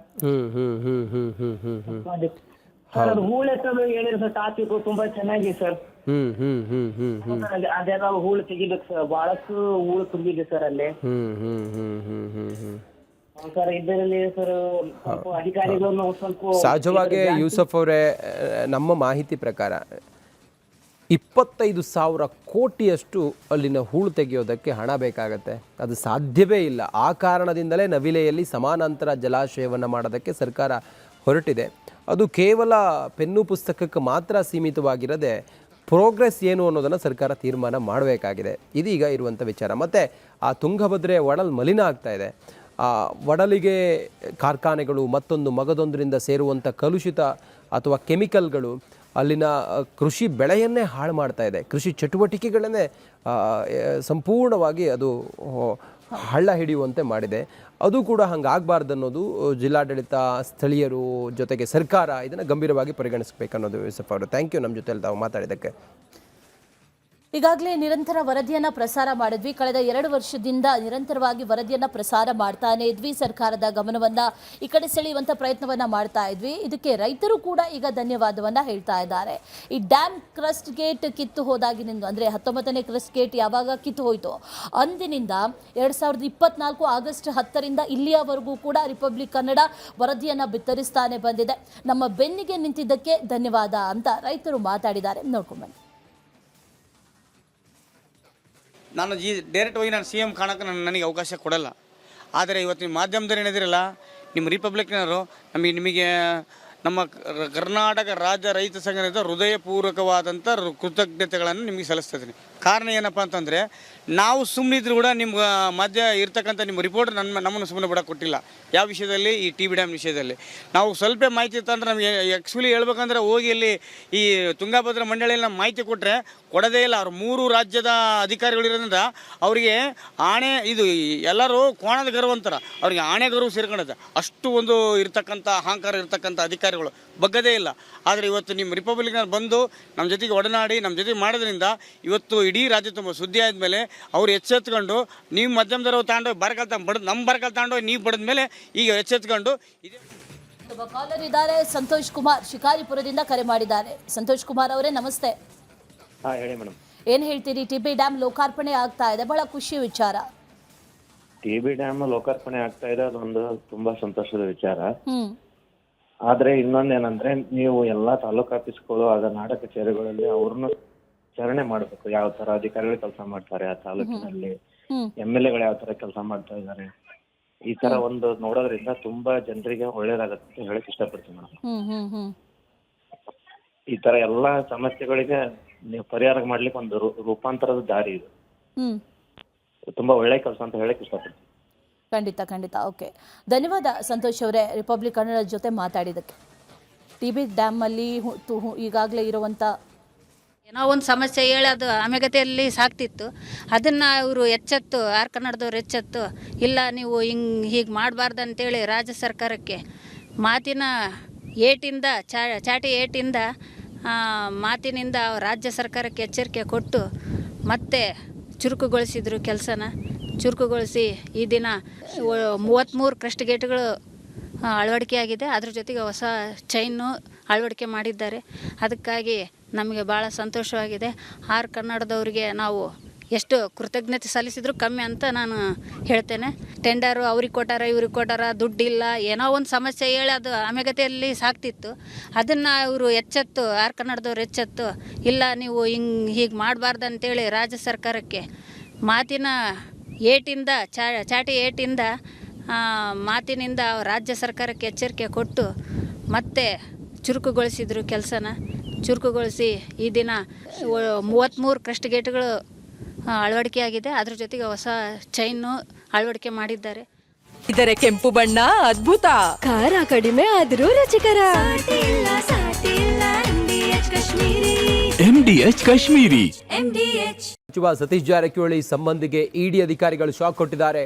ಅಬಕಾರಿ ಹೆಚ್ಚುವರಿ ಆಯುಕ್ತ ಮಂಜುನಾಥ್ ಮನೆ ಮೇಲೆ ಇಡಿ ಅಧಿಕಾರಿಗಳು ದಾಳಿಯನ್ನು ಮಾಡಿದ್ದಾರೆ. ಮಾಜಿ ಸಂಸದ ದೇವೇಂದ್ರಪ್ಪ ಪುತ್ರನಾಗಿರುವ ಮಂಜುನಾಥ್ ಬೆಳಗಾವಿ, ಮೈಸೂರು, ಬೆಂಗಳೂರು, ಅರಸೀಕೆರೆ ಸೇರಿದಂತೆ 6 ಕಡೆಯಲ್ಲಿ ದಾಳಿಯಾಗಿದೆ. ಹಾಸನದಲ್ಲಿ ಮಂಜುನಾಥ್ ಆಪ್ತನ ಮನೆ ಮೇಲೂ ಕೂಡ ರೇಡ್ ಆಗಿದೆ. ಬೇನಾಮಿ ಹೆಸರಲ್ಲಿ ಜಮೀನು, ಬಾರ್, ಅಕ್ರಮ ಆಸ್ತಿ ಸಂಪಾದನೆ ಮಾಡಿರುವ ಆರೋಪ ಅವರ ಮೇಲಿದೆ. ಸದ್ಯ ಬೆಂಗಳೂರಿನ ಅಪಾರ್ಟ್ಮೆಂಟ್ನಲ್ಲಿ ಇರುವ ಮಂಜುನಾಥ್ ಸದ್ಯಕ್ಕೆ ಈಗ ಇಡಿ ರೇಡ್ ಆಗಿದೆ. ಬೆಳಗಾವಿಯ ಅಬಕಾರಿ ಹೆಚ್ಚುವರಿ ಆಯುಕ್ತ ವೈ ಮಂಜುನಾಥ್ ಮನೆ ಮೇಲೆ ಇಡಿ ಅಧಿಕಾರಿಗಳು ದಾಳಿಯನ್ನು ಮಾಡಿದ್ದಾರೆ. ಬೆಳಗಾವಿ, ಮೈಸೂರು, ಬೆಂಗಳೂರು, ಅರಸೀಕೆರೆ ಸೇರಿದಂತೆ 6 ಕಡೆಗಳಲ್ಲಿ ಏಕಕಾಲಕ್ಕೆ ದಾಳಿ ಮಾಡಿದ್ದಾರೆ. ಮೈಸೂರಿನಲ್ಲಿ ವೈ ಮಂಜುನಾಥ ಸ್ನೇಹಿತೆಯ ಮನೆ ಮೇಲೂ ಕೂಡ ದಾಳಿಯಾಗಿದೆ. ಬೆಂಗಳೂರಿನಲ್ಲಿರುವ ಮಂಜುನಾಥ್ಗೆ ಸೇರಿದ ಅಪಾರ್ಟ್ಮೆಂಟ್ ಮೇಲೆ ಕೂಡ ದಾಳಿಯಾಗಿದೆ. ಹಾಸನ ಜಿಲ್ಲೆಯ ಅರಸೀಕೆರೆಯಲ್ಲಿರುವ ಮಂಜುನಾಥ್ ಆಪ್ತನ ಮನೆ ಮೇಲೂ ಕೂಡ ದಾಳಿಯಾಗಿದೆ. ಅಥಣಿ ತಾಲೂಕಿನ ಐನಾಪುರ ಗ್ರಾಮದಲ್ಲಿರುವ ವೈ ಮಂಜುನಾಥ ಸ್ನೇಹಿತನ ಮನೆ ಮೇಲೂ ಕೂಡ ದಾಳಿಯನ್ನು ಮಾಡಿದ್ದಾರೆ.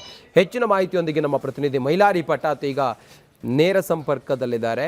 ಮೈಲಾರಿ, ಎಷ್ಟು ಗಂಟೆಗೆ ಇಡಿ ಅಧಿಕಾರಿಗಳು ದಾಳಿಯನ್ನು ಮಾಡಿದ್ದಾರೆ, ಎಷ್ಟು ಕಡೆಗಳಲ್ಲಿ ಮಾಡಿದ್ದಾರೆ, ಸದ್ಯಕ್ಕೆ ಬೆಳಗಾವಿಯಲ್ಲಿ ಎಷ್ಟು ಕಡೆ ಮಾಡಿದ್ದಾರೆ, ಏನಿದೆ ಇಲ್ಲಿವರೆಗಿನ ಇಡಿ ಅಧಿಕಾರಿಗಳ ದಾಳಿಯ ಅಪ್ಡೇಟ್ಸ್? ಖಂಡಿತ ರಂಜಿತ್, ಇಲ್ಲಿ ಅಕ್ರಮ ಹಣಕಾಸುಗಳ ವ್ಯವಹಾರ ಆರೋಪದಡಿ ಏನು ವೈ ಮಂಜುನಾಥ್ ಅಬಕಾರಿ ಇಲಾಖೆ ಹೆಚ್ಚುವರಿ ಆಯುಕ್ತ ಆಗಿರುವಂಥ ವೈ ಮಂಜುನಾಥ್ ಅವರ ಮನೆ ಸೇರಿತೆ ಒಟ್ಟು 6 ಕಡೆಗಳಲ್ಲಿ ಮಾಡಿರುವಂಥದ್ದು. ಬೆಳಗಾವಿಯಲ್ಲಿ 2 ಕಡೆ ಮಾಡಿರುವಂಥದ್ದು. ಸತೀಶ್ ಜಾರಕಿಹೊಳಿ ಅವರ ಭಾವಮೈದ ಆಗಿರುವಂಥ ಮಂಜುನಾಥ್ ಅವರ ಮನೆ ಮೇಲೆ ಬೆಳಗ್ಗೆ ಸುಮಾರು 6 ಗಂಟೆಗೆ ದಾಳಿ ಮಾಡಿದ್ದಾರೆ ಅನ್ನೋ ಮಾಹಿತಿ ಕೂಡ ಸದ್ಯ ಲಭ್ಯ ಆಗಿರುವಂಥದ್ದು. ಸದ್ಯ ನಾನಿರುವಂಥ ಸ್ಥಳ ಬೆಳಗಾವಿಯ ದೂರದರ್ಶನ ಕೇಂದ್ರದಲ್ಲಿ ಇರುವಂಥದ್ದು ಗಮನಿಸಬಹುದು. ಇದೇ ಒಂದು ಸದ್ಯ ಈ ಒಂದು ಮನೆ ಏನಿದೆ ಇದು ಬಾಡಿಗೆ ಮನೆ ಅನ್ನೋದು ಮಾಹಿತಿ ಲಭ್ಯ ಆಗ್ತಿರುವಂಥದ್ದು. ಏನು ಅಕ್ರಮ ಹಣಕಾಸುಗಳ ವ್ಯವಹಾರ ಆರೋಪದಡಿ ಈ ಒಂದು ದಾಳಿ ಆಗಿದೆ ಅನ್ನೋ ಮಾಹಿತಿ ಇರುವಂಥದ್ದು. ಆದರೆ ನಿಖರವಾದಂಥ ಕಾರಣ ಸದ್ಯ ಈವರೆಗೂ ಗೊತ್ತಾಗಿಲ್ಲ. ಇಲ್ಲಿ ಪ್ರಮುಖವಾಗಿ ಗಮನಿಸಬೇಕಂದ್ರೆ ಇಲ್ಲಿ ಬಳ್ಳಾರಿ ಇರ್ಬೋದು, ಮೈಸೂರು ಇರ್ಬೋದು, ಬೆಳಗಾವಿ ಇರ್ಬೋದು, ಜೊತೆಗೆ ಸೇರಿದ ಒಟ್ಟು 6 ಕಡೆಗಳಲ್ಲಿ ಈ ದಾಳಿ ಆಗಿದೆ ಅನ್ನೋ ಒಂದು ಮಾಹಿತಿ ಕೂಡ ಇರುವಂಥದ್ದು. ಜೊತೆಗೆ ಮೈಸೂರಿನಲ್ಲಿ ಇರುವಂಥ ಸ್ನೇಹಿತ ಮನೆ ಮೇಲೂ ಕೂಡ ದಾಳಿ ಆಗಿರುವಂಥದ್ದು. ಬೆಂಗಳೂರಿನಲ್ಲಿ ಇರುವಂಥ ಮಂಜುನಾಥ್ ಅವರ ಅಪಾರ್ಟ್ಮೆಂಟ್ನಲ್ಲಿ ಕೂಡ ದಾಳಿ ಮಾಡಲಾಗಿದೆ. ಜೊತೆಗೆ ಅಥಣಿ ತಾಲೂಕಿನ ಐನಾಪುರದಲ್ಲಿ ಕೂಡ ದಾಳಿ ಮಾಡಲಾಗಿದೆ. ಜೊತೆಗೆ ಸತೀಶ್ ಜಾರಕಿಹೊಳಿ ಭಾವಮೈದ ಆಗಿರುವಂಥ ಈ ಮಂಜುನಾಥ್ ಅವರು ಸುಮಾರು 15 ವರ್ಷಗಳಿಂದ ಕೂಡ ಅಬಕಾರಿ ಆಯುಕ್ತರಾಗಿ ಅಬಕಾರಿ ಏನು ಇಲ್ಲಿ ಕೆಲಸವನ್ನು ಕೂಡ ಮಾಡಿರುವಂಥದ್ದು. ಸದ್ಯ ಈಗ ಅಬಕಾರಿಯ ಹೆಚ್ಚುವರಿ ಆಯುಕ್ತರಾಗಿ ಕೆಲಸವನ್ನು ಕೂಡ ಈಗ ಮಾಡ್ತಿರುವಂಥದ್ದು. ಜೊತೆಗೆ ಬಳ್ಳಾರಿಯ ಮಾಜಿ ಸಂಸದ ದೇವೇಂದ್ರಪ್ಪ ಪುತ್ರ ಆಗಿರುವಂಥ ಈ ಮಂಜುನಾಥ್ ಅವರು ಸುಮಾರು ಬೇನಾಮಿ ಹೆಸರಿನಲ್ಲಿ ಅಕ್ರಮ ಆಸ್ತಿ ಸಂಪಾದನೆ ಮಾಡಿದ್ದಾರೆ ಅನ್ನೊಂದು ಮಾಹಿತಿ ಕೂಡ ಇರುವಂಥದ್ದು. ಹಾಗಾಗಿ ಬೆಳಗ್ಗೆಯಿಂದ ಕೂಡ ಇಲ್ಲಿ ಅರೆಸೇನಾ ಪಡೆಗಳೊಂದಿಗೆ ಸುಮಾರು 10ಕ್ಕೂ ಹೆಚ್ಚು ಅರೆಸೇನಾ ಪಡೆಗಳೊಂದಿಗೆ ದಾಳಿಯನ್ನು ಕೂಡ ಮಾಡಿರುವಂಥದ್ದು. ಆದರೆ ನಿಖರವಾದಂಥ ಅಂದರೆ ಇಲ್ಲಿ ಇಡಿ ಅಧಿಕಾರಿಗಳು ಕೆಲವೊಂದಿಷ್ಟು ಕಾರಣಗಳಿಗೆ ಇಲ್ಲಿ ಏನು ದಾಳಿ ಮಾಡ್ತಾರೆ ಅಂದರೆ 2-3 ಕಾರಣಗಳಂದರೆ ಅಕ್ರಮವಾಗಿ ಇಲ್ಲಿ ಹಣಕಾಸು ವ್ಯವಹಾರಗಳಾಗಿರಬೇಕು, ಜೊತೆಗೆ ಅಕ್ರಮ ವಿದೇಶಕ್ಕೆ ಹಣ ವರ್ಗಾವಣೆ ಆಗಿರಬೇಕು, ಜೊತೆಗೆ ಹವಾಲಾ ಹಣದ ವ್ಯವಹಾರದ ಏನಾದ್ರು ನಂಟಿದೆ ಅನ್ನೋದ್ರ ಬಗ್ಗೆ ಇಡೀ ಅಧಿಕಾರಿಗಳ ಇಲ್ಲಿ ಸ್ಪಷ್ಟನೆ ಕೊಡುವಂಥ ಕೆಲಸ ಆಗಬೇಕು. ಸದ್ಯ ಮಾಹಿತಿ ಏನು ಕಲೆ ಹಾಕುವಂಥ ಕೆಲಸವನ್ನು ಕೂಡ ಮಾಡ್ತಿರುವಂಥದ್ದು. ಬೆಂಗಳೂರು ಇರ್ಬೋದು, ಜೊತೆಗೆ ಬೇರೆ ಬೇರೆ ಕಡೆಗಳಲ್ಲಿ ಅಂದರೆ ಸುಮಾರು 6 ಕಡೆಗಳಲ್ಲಿ ಬಳ್ಳಾರಿ, ಬೆಂಗಳೂರು, ಮೈಸೂರು ಸಂತೆ 6 ಕಡೆಗಳಲ್ಲಿ ಕೂಡ ಈಗಾಗಲೇ ಅಧಿಕಾರಿಗಳು ದಾಳಿ ಮಾಡಿ ಮಹತ್ವದ ದಾಖಲೆಗಳನ್ನು ಪರಿಶೀಲನೆ ಮಾಡುವಂಥ ಕೆಲಸವನ್ನು ಮಾಡ್ತಿರುವಂಥದ್ದು. ಸದ್ಯ ಈವರೆಗೂ ಯಾವ ಕಾರಣಕ್ಕೆ ದಾಳಿ ಮಾಡಿದ್ದಾರೆ ಅನ್ನೋದ್ರ ಬಗ್ಗೆ ಸಂಪೂರ್ಣವಾದಂಥ ಮಾಹಿತಿ ಲಭ್ಯವಾಗಿಲ್ಲ ಮತ್ತು ಇಲ್ಲಿಯವರೆಗೆ ಏನು ಸಿಕ್ಕಿದೆ ಅನ್ನೋದ್ರ ಬಗ್ಗೆ ಅದು ಕೂಡ ಸದ್ಯ ಮಾಹಿತಿ ಆಗಿಲ್ಲ. ಆದರೆ ಮಹತ್ವದ ದಾಖಲೆಗಳ ಪರಿಶೀಲನೆ ಕೂಡ ಆಗ್ತಿರುವಂಥದ್ದು. ಜೊತೆಗೆ ಅಕ್ರಮ ಆಸ್ತಿ ಸಂಪಾದನೆ ಮಾಡಿದ್ದಾರೆ ಅನ್ನೋ ಒಂದು ಆರೋಪ ಕೂಡ ಇವರ ಮೇಲಿತ್ತು. ಹಾಗಾಗಿ ಆ ಒಂದು ಆರೋಪದ ಮೇಲೆ ದಾಳಿ ಮಾಡಿದ್ದಾರೆ ಅನ್ನೋದ್ರ ಬಗ್ಗೆ ಕೂಡ ಸಂಪೂರ್ಣವಾದಂಥ ಮಾಹಿತಿ ಇನ್ನಷ್ಟೇ ಹೊರಗೆ ಬರಬೇಕಿರುವಂಥದ್ದು. Ranjith. Okay, thank you Mailari ನಿಮ್ಮೆಲ್ಲ ಮಾಹಿತಿಗಾಗಿ. MDH ದಮ್ ಆಲು, ನಾಲ್ ತಡ್ಕ ಮತ್ತು ಮಶ್ರೂಮ್ ಮಸಾಲೆ. MDH ನಿಂದ ಊಟ ಪ್ರತಿ ಸಲ ಸ್ವಾದಿಷ್ಟಕರ. MDH ಯಾವಾಗ್ಲೂ ನಿಮ್ಗೆ ಹೊಸ ರುಚಿ ನೀಡಲು ಪ್ರತಿಬದ್ಧವಾಗಿದೆ. BMRCL ನಿಂದ ಕನ್ನಡ ಧ್ವಜಕ್ಕೆ ಅವಮಾನ ಆಯ್ತಾ ಅನ್ನುವಂಥ ಪ್ರಶ್ನೆ ಈಗ ಕಾಡ್ತಾ ಇದೆ. ನಿನ್ನೆ 6:30ಕ್ಕೆ ಸರಿಯಾಗಿ ಈ ನೇರಳೆ ಮಾರ್ಗದಲ್ಲಿ ಮೆಟ್ರೋ ಕೆಟ್ಟು ನಿಂತಿತ್ತು. ಆ ನಂತರದಲ್ಲಿ 3:30ರವರೆಗೂ ಅಂದರೆ ಬೆಳಗ್ಗಿನ ಜಾವ 3:30ರವರೆಗೂ ಕೂಡ ಈ ದುರಸ್ತಿ ಕಾರ್ಯವನ್ನು ಮಾಡಲಾಗ್ತಾ ಇತ್ತು. ಈ ಸಂದರ್ಭದಲ್ಲಿ ಕನ್ನಡ ಧ್ವಜಕ್ಕೆ ಅವಮಾನ ಮಾಡಿದ್ರ ಅನ್ನುವಂಥ ಪ್ರಶ್ನೆ ಮೂಡ್ತಾ ಇದೆ, ಆರೋಪಗಳು ಕೇಳಿ ಬರ್ತಾ ಇದೆ. ಈ ಕರೆಂಟ್ ಕಲೆಕ್ಟರ್ ಶೂ ಕ್ಯಾಪ್ ತರೋದಕ್ಕೆ ಕನ್ನಡ ಧ್ವಜವನ್ನ ಅದನ್ನು ಕಟ್ಟೋದಕ್ಕೆ ಬಳಕೆ ಮಾಡಿದ್ದಾರೆ ಅನ್ನುವಂಥ ಆರೋಪ ಈಗ ಕೇಳಿ ಬರ್ತಾ ಇದೆ. ಕ್ಯಾಪ್ ಕಟ್ಟೋದಕ್ಕೆ ಕನ್ನಡ ಬಾವುಟವನ್ನ ಬಳಸಿದ್ದಾರೆ ಸಿಬ್ಬಂದಿ ಅನ್ನುವಂಥ ಮಾಹಿತಿ ತಡರಾತ್ರಿ ಕಬ್ಬನ್ ಪಾರ್ಕ್ನಲ್ಲಿ ನಡೆದಿರುವಂತಹ ಘಟನೆ. ಈ ಕ್ಯಾಪ್ ಅನ್ನ ಕಟ್ಟೋದಕ್ಕೆ ಕರೆಂಟ್ ಕಲೆಕ್ಟರ್ ಶೂ ಕ್ಯಾಪ್ ತರೋದಕ್ಕೆ ಈ ಧ್ವಜವನ್ನ ಅದನ್ನ ಕಟ್ಟೋದಕ್ಕೆ ಧ್ವಜವನ್ನ ಬಳಕೆ ಮಾಡಿದ್ದಾರೆ ಅನ್ನುವಂಥ ಆರೋಪ ಈಗ ಕೇಳಿ ಬರ್ತಾ ಇರೋದು. ಅಲ್ಲಿ ಗಮನಿಸ್ತಾ ಇದ್ದೀರಾ, ಆ ಹಳದಿ ಕೆಂಪು ಒಂದು ಬಾವುಟ ಕಟ್ಟಿರುವಂಥ ರೀತಿಯಲ್ಲಿ ಕಾಣಿಸ್ತಾ ಇದೆ. ಇದಕ್ಕೆ ಸ್ಪಷ್ಟನೆಯನ್ನ ನೀಡಬೇಕಾಗಿದೆ. ಇದು ಬಾವುಟವೋ ಹೌದೋ ಅಲ್ವೋ, BMRCL ನಿಂದ ಇಂಥದ್ದೊಂದು ಎಡವಟ್ಟನ್ನ ಮಾಡಲಾಯ್ತಾ ಅನ್ನುವಂಥ ಪ್ರಶ್ನೆಗಳು ಈಗ ಕಾಡ್ತಾ ಇರೋದು. ಅದನ್ನು ಇಳಿಸುವಂಥ ಸಂದರ್ಭದಲ್ಲೂ ಅಥವಾ ಇಳಿದಿರುವಂಥ ಸಂದರ್ಭದಲ್ಲೂ ಆ ಬಾವುಟವನ್ನು ಮಡಚಿ ಹೇಗೆಂದ್ರೆ ಹಾಗೆ ಅಂದರೆ ಬಾವುಟವನ್ನು ಕಟ್ಟುವಂಥ ರೀತಿಯಲ್ಲ, ಸುಮ್ಮನೆ ಅದನ್ನು ಮಡಚಿ ಒಳಗಡೆ ಇಡ್ತಾ ಇರೋದನ್ನು ಕೂಡ ಗಮನಿಸ್ತಾ ಇದ್ದೀವಿ ಸಿಬ್ಬಂದಿ. ನಾಡಧ್ವಜಕ್ಕೆ ಹಾಗಾದರೆ ಅವಮಾನ ಮಾಡಿದ್ರ ಅನ್ನುವಂಥ ಆರೋಪ ಈಗ ಕೇಳಿ ಬರ್ತಾ ಇದೆ. ಒಂದಷ್ಟು ಪ್ರಶ್ನೆಗಳು ಕೂಡ ಈಗ ಕಾಡ್ತಾ ಇರೋ. ಈ ನಮ್ಮ ಮೆಟ್ರೋ ದುರಸ್ತಿ ಮಾಡುವಂತಹ ಸಂದರ್ಭದಲ್ಲಿ ಬಳಕೆ ಮಾಡಿರೋದು ಕರೆಂಟ್ ಕಲೆಕ್ಟರ್ ಶೂ ಕ್ಯಾಪ್. ಆ ಕ್ಯಾಪ್ಗಳನ್ನು ಕಟ್ಟೋದಕ್ಕೆ ಈ ಬಾವುಟದ ಬಣ್ಣದ ಮಾದರಿಯಲ್ಲಿರುವಂಥ ಈ ಬಟ್ಟೆಯನ್ನು ಬಳಕೆ ಮಾಡಿದ್ದಾರೆ. ಅದು ಅಸಲಿಗೆ ಬಾವುಟವೇನಾ ಅನ್ನುವಂಥ ಪ್ರಶ್ನೆ, ಇಂಥ ಆರೋಪಗಳನ್ನು ಈಗ ಮಾಡಲಾಗ್ತಾ ಇದೆ. ನಾಡಧ್ವಜಕ್ಕೆ ಅವಮಾನ ಮಾಡಿದ್ರ, ಹಾಗಾದರೆ ಧ್ವಜ ಅಂತ ಗೊತ್ತಿದ್ರು ಕಟ್ಟಿದ್ರ ಅಥವಾ ಯಾಕಾಗಿ ಕಟ್ಟಿದ್ರು ಅನ್ನುವಂಥ ಪ್ರಶ್ನೆ. BMRCL ನಿಂದ ಇಂಥದ್ದೊಂದು ಎಡವಟ್ಟು ಆಯ್ತಾ ಅನ್ನುವಂಥ ಪ್ರಶ್ನೆ ಈಗ ಕಾಡ್ತಾ ಇದೆ.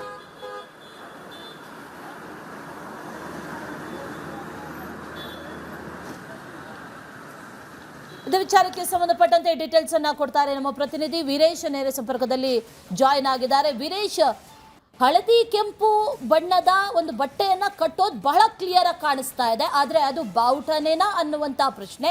BMRCL ಸ್ಪಷ್ಟನೆಯನ್ನ ಕೊಡಬೇಕಾಗಿದೆ. ಜೊತೆಗೆ ಬಾವುಟದ ಮಾದರಿಯಲ್ಲಿ ಕಾಣಿಸ್ತಾ ಇದೆ. ಹಾಗಾಗಿ ಈಗ ಸಿಬ್ಬಂದಿಗಳು ಏನು ಹೇಳ್ತಾರೆ, ಯಾಕಾಗಿ ಬಳಸಿದ್ರಂತೆ?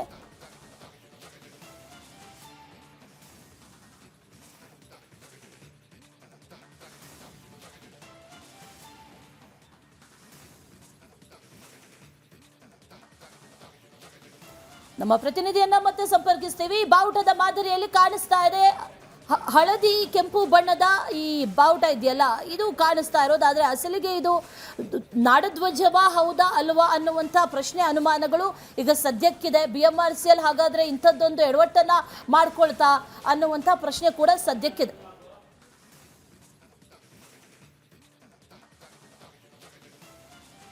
ಮುಂದಿನ ಸುದ್ದಿಯನ್ನು ನೋಡೋಣ. ರಾಜ್ಯದಲ್ಲಿ DK ಶಿವಕುಮಾರ್ ನೇತೃತ್ವದ ಸರ್ಕಾರ ರಚನೆಯಾದ ಬಳಿಕ ರಾಜಕೀಯ ಚಟುವಟಿಕೆಗಳು ಗರಿಗೆದರಿವೆ. ಅದರಲ್ಲೂ ಕೂಡ ಸಚಿವ ಸಂಪುಟ ವಿಸ್ತರಣೆ ಕೂಡ ಒಂದು ನಮ್ಮ ಮುಂದಿರುವಂಥದ್ದು. ಕ್ಯಾಬಿನೆಟ್ ಸೇರಲು 50ಕ್ಕೂ ಹೆಚ್ಚು ಆಕಾಂಕ್ಷಿಗಳು ಪ್ರಯತ್ನ ನಡೆಸಿದ್ದಾರೆ. ಆದರೆ ಸಂಪುಟ ವಿಸ್ತರಣೆ ಮತ್ತಷ್ಟು ವಿಳಂಬವಾಗುತ್ತಿದೆ. ಈ ಕುರಿತು ಒಂದು ಡಿಟೇಲ್ ವರದಿ ಇದೆ, ನೋಡೋಣ ಬನ್ನಿ.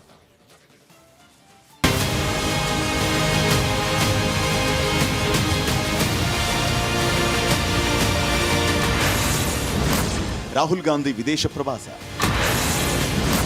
ನೆನೆಗುದಿಗೆ ಬಿದ್ದ ಕ್ಯಾಬಿನೆಟ್ ರಚನೆ, ಎಲ್ಲವೂ ಅಂದ್ಕೊಂಡಂತೆ ನಡೆದಿದ್ರೆ ಇಷ್ಟೊತ್ತಿಗೆ ಪೂರ್ಣ ಪ್ರಮಾಣದ ಸರ್ಕಾರ ರಚನೆ ಆಗಬೇಕಾಗಿತ್ತು. ಹೊಸ ಸಿಎಂ ಜೊತೆ 13 ಸಚಿವರು ಪ್ರಮಾಣ ವಚನ ಸ್ವೀಕಾರ ಮಾಡಿದರು. ವಿಧಾನ ಪರಿಷತ್ ಚುನಾವಣೆ ಕಾರಣ ಸಂಪುಟ ವಿಸ್ತರಣೆ ಮಾಡದೆ ಕಾಂಗ್ರೆಸ್ ಹೈಕಮಾಂಡ್ ಶಾಸಕರನ್ನ ಹಿಡಿದಿಟ್ಟುಕೊಳ್ಳುವ ರಣತಂತ್ರ ರೂಪಿಸಿತು. ಅದರಂತೆ ಪರಿಷತ್ ಚುನಾವಣೆ ಗೆದ್ದು ಬೀಗಿದ ಮೇಲೆ ಸಂಪುಟ ವಿಸ್ತರಣೆ ಆಗುವ ಲೆಕ್ಕಾಚಾರ ಇದ್ವು. ಆದರೆ ಕಾಂಗ್ರೆಸ್ ಅಧಿನಾಯಕ ರಾಹುಲ್ ಗಾಂಧಿ ವಿದೇಶ ಪ್ರವಾಸದ ಕಾರಣ ಕ್ಯಾಬಿನೆಟ್ ರಚನೆ ನೆನೆಗುದಿಗೆ ಬಿದ್ದಿದೆ. ಜುಲೈ ಮೊದಲ ವಾರಕ್ಕೆ ಸಂಪುಟ ವಿಸ್ತರಣೆ ಶಿಫ್ಟ್ ಆಗಿದೆ.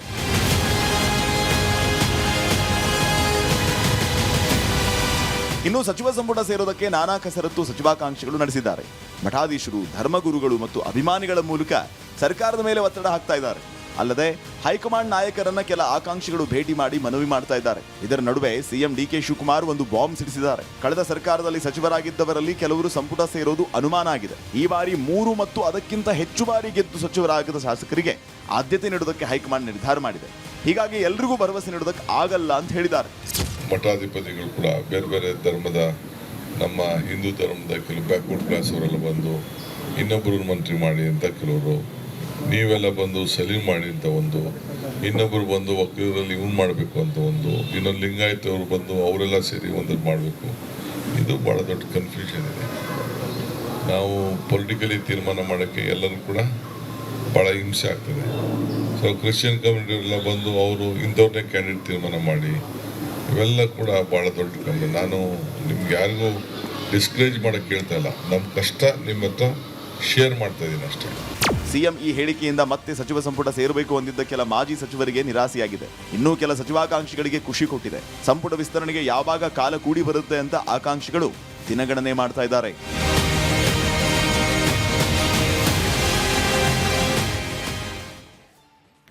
ಕಾಂಗ್ರೆಸ್ ಪಕ್ಷದ ಸಾಂಪ್ರದಾಯಿಕ ಮತ ಬ್ಯಾಂಕ್ ಅಂತ ಅನ್ನಿಸ್ಕೊಂಡಿರೋದು ಈ ಅಲ್ಪಸಂಖ್ಯಾತ ಸಮುದಾಯ. ಇತ್ತೀಚಿನ ದಿನಗಳಲ್ಲಿ ತಮ್ಮ ನಿರೀಕ್ಷೆಗಳು ಈಡೇರ್ತಾ ಇಲ್ಲ ಅನ್ನುವಂಥ ಒಂದಷ್ಟು ಅಸಮಾಧಾನದ ಭಾವನೆಯಂತೂ ಆ ಸಮುದಾಯದಲ್ಲಿದೆ. ಅಭಿವೃದ್ಧಿ ಕಾರ್ಯಗಳಾಗ್ತಾ ಇಲ್ಲ, ನೇಮಕಾತಿಗಳಾಗ್ತಾ ಇಲ್ಲ, ಅಥವಾ ರಾಜಕೀಯ ಪ್ರಾತಿನಿಧ್ಯವೂ ಕೂಡ ನಮಗೆ ಸಿಗ್ತಾ ಇಲ್ಲ ಅನ್ನುವಂಥ ನಿಟ್ಟಿನಲ್ಲೂ ಕೂಡ ಒಂದಷ್ಟು ಅಸಮಾಧಾನಗಳು ವ್ಯಕ್ತವಾಗ್ತಾ ಇದೆ. ಈ ಸಮುದಾಯದೊಳಗೆ ಒಂದಷ್ಟು ಗೊಂದಲಗಳು ಕೂಡ ಈಗ ವ್ಯಕ್ತವಾಗ್ತಾ ಇದೆ. ಪಕ್ಷ ಮತ್ತು ಸಮುದಾಯದ ನಡುವೆ ಇದರಿಂದ ಒಂದು ಅಂತರ ಸೃಷ್ಟಿಯಾಗಿದೆ. ಈ ಅಂತರವನ್ನು ಕಡಿಮೆ ಮಾಡೋದು ಈಗ ಕಾಂಗ್ರೆಸ್ನಂತಹ ಪಕ್ಷಕ್ಕೂ ಕೂಡ ಅನಿವಾರ್ಯವಾದಂತಹ ಪರಿಸ್ಥಿತಿ. ಹಾಗಾದರೆ ಕಾಂಗ್ರೆಸ್ನ ಪ್ಲಾನ್ ಏನು? ಇಲ್ಲಿದೆ ಡೀಟೇಲ್ಸ್.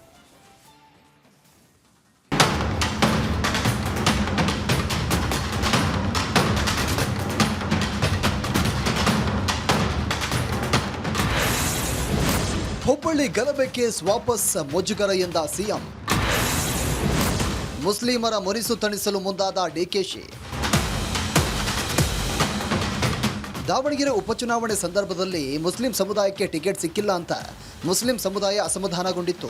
ಅಲ್ಲದೆ ಸಚಿವ ಸಂಪುಟ ವಿಸ್ತರಣೆ ಸಂದರ್ಭದಲ್ಲಿ ಮುಸ್ಲಿಂ ಸಮುದಾಯಕ್ಕೆ ಸಚಿವ ಸ್ಥಾನಗಳು ಹೆಚ್ಚು ನೀಡಬೇಕು ಎಂಬ ಬೇಡಿಕೆ ಇದೆ.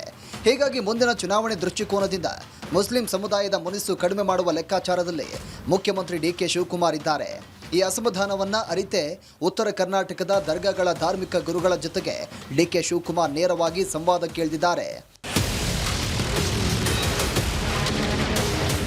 ಅಲ್ಪಸಂಖ್ಯಾತರ ಅಭಿವೃದ್ಧಿಗೆ ಹೊಸ ಚಿಂತನೆ ಹೊಂದಿರುವಂಥ ಸಿಎಂ ಡಿಕೆ ಶಿವಕುಮಾರ್ ಮುಸ್ಲಿಂ, ಹಿಂದುಳಿದವರು, ಪರಿಶಿಷ್ಟ ಜಾತಿ ಹಾಗೂ ಪರಿಶಿಷ್ಟ ಪಂಗಡ ಸಮುದಾಯಗಳಿಗೆ ಶಕ್ತಿ ತುಂಬಲು ತಿದ್ದುಪಡಿ ತರಲು ನಿರ್ಧಾರ ಮಾಡಿದ್ದಾರೆ. ಅಲ್ಲದೆ ಮುಸ್ಲಿಂ ಸಮುದಾಯದ ಅಭಿವೃದ್ಧಿಗೆ ಏನಾದರೂ ಸಲಹೆ ಇದ್ದರೆ ಸ್ವೀಕಾರ ಮಾಡಿ, ಸರ್ಕಾರದ ವ್ಯಾಪ್ತಿಯಲ್ಲಿ ಆರ್ಥಿಕ ಪರಿಸ್ಥಿತಿಯಲ್ಲಿ ಏನಾದರೂ ಮಾಡ್ತೇವೆ ಅಂತಿದ್ದಾರೆ ಸಿಎಂ ಡಿಕೆ ಶಿವಕುಮಾರ್.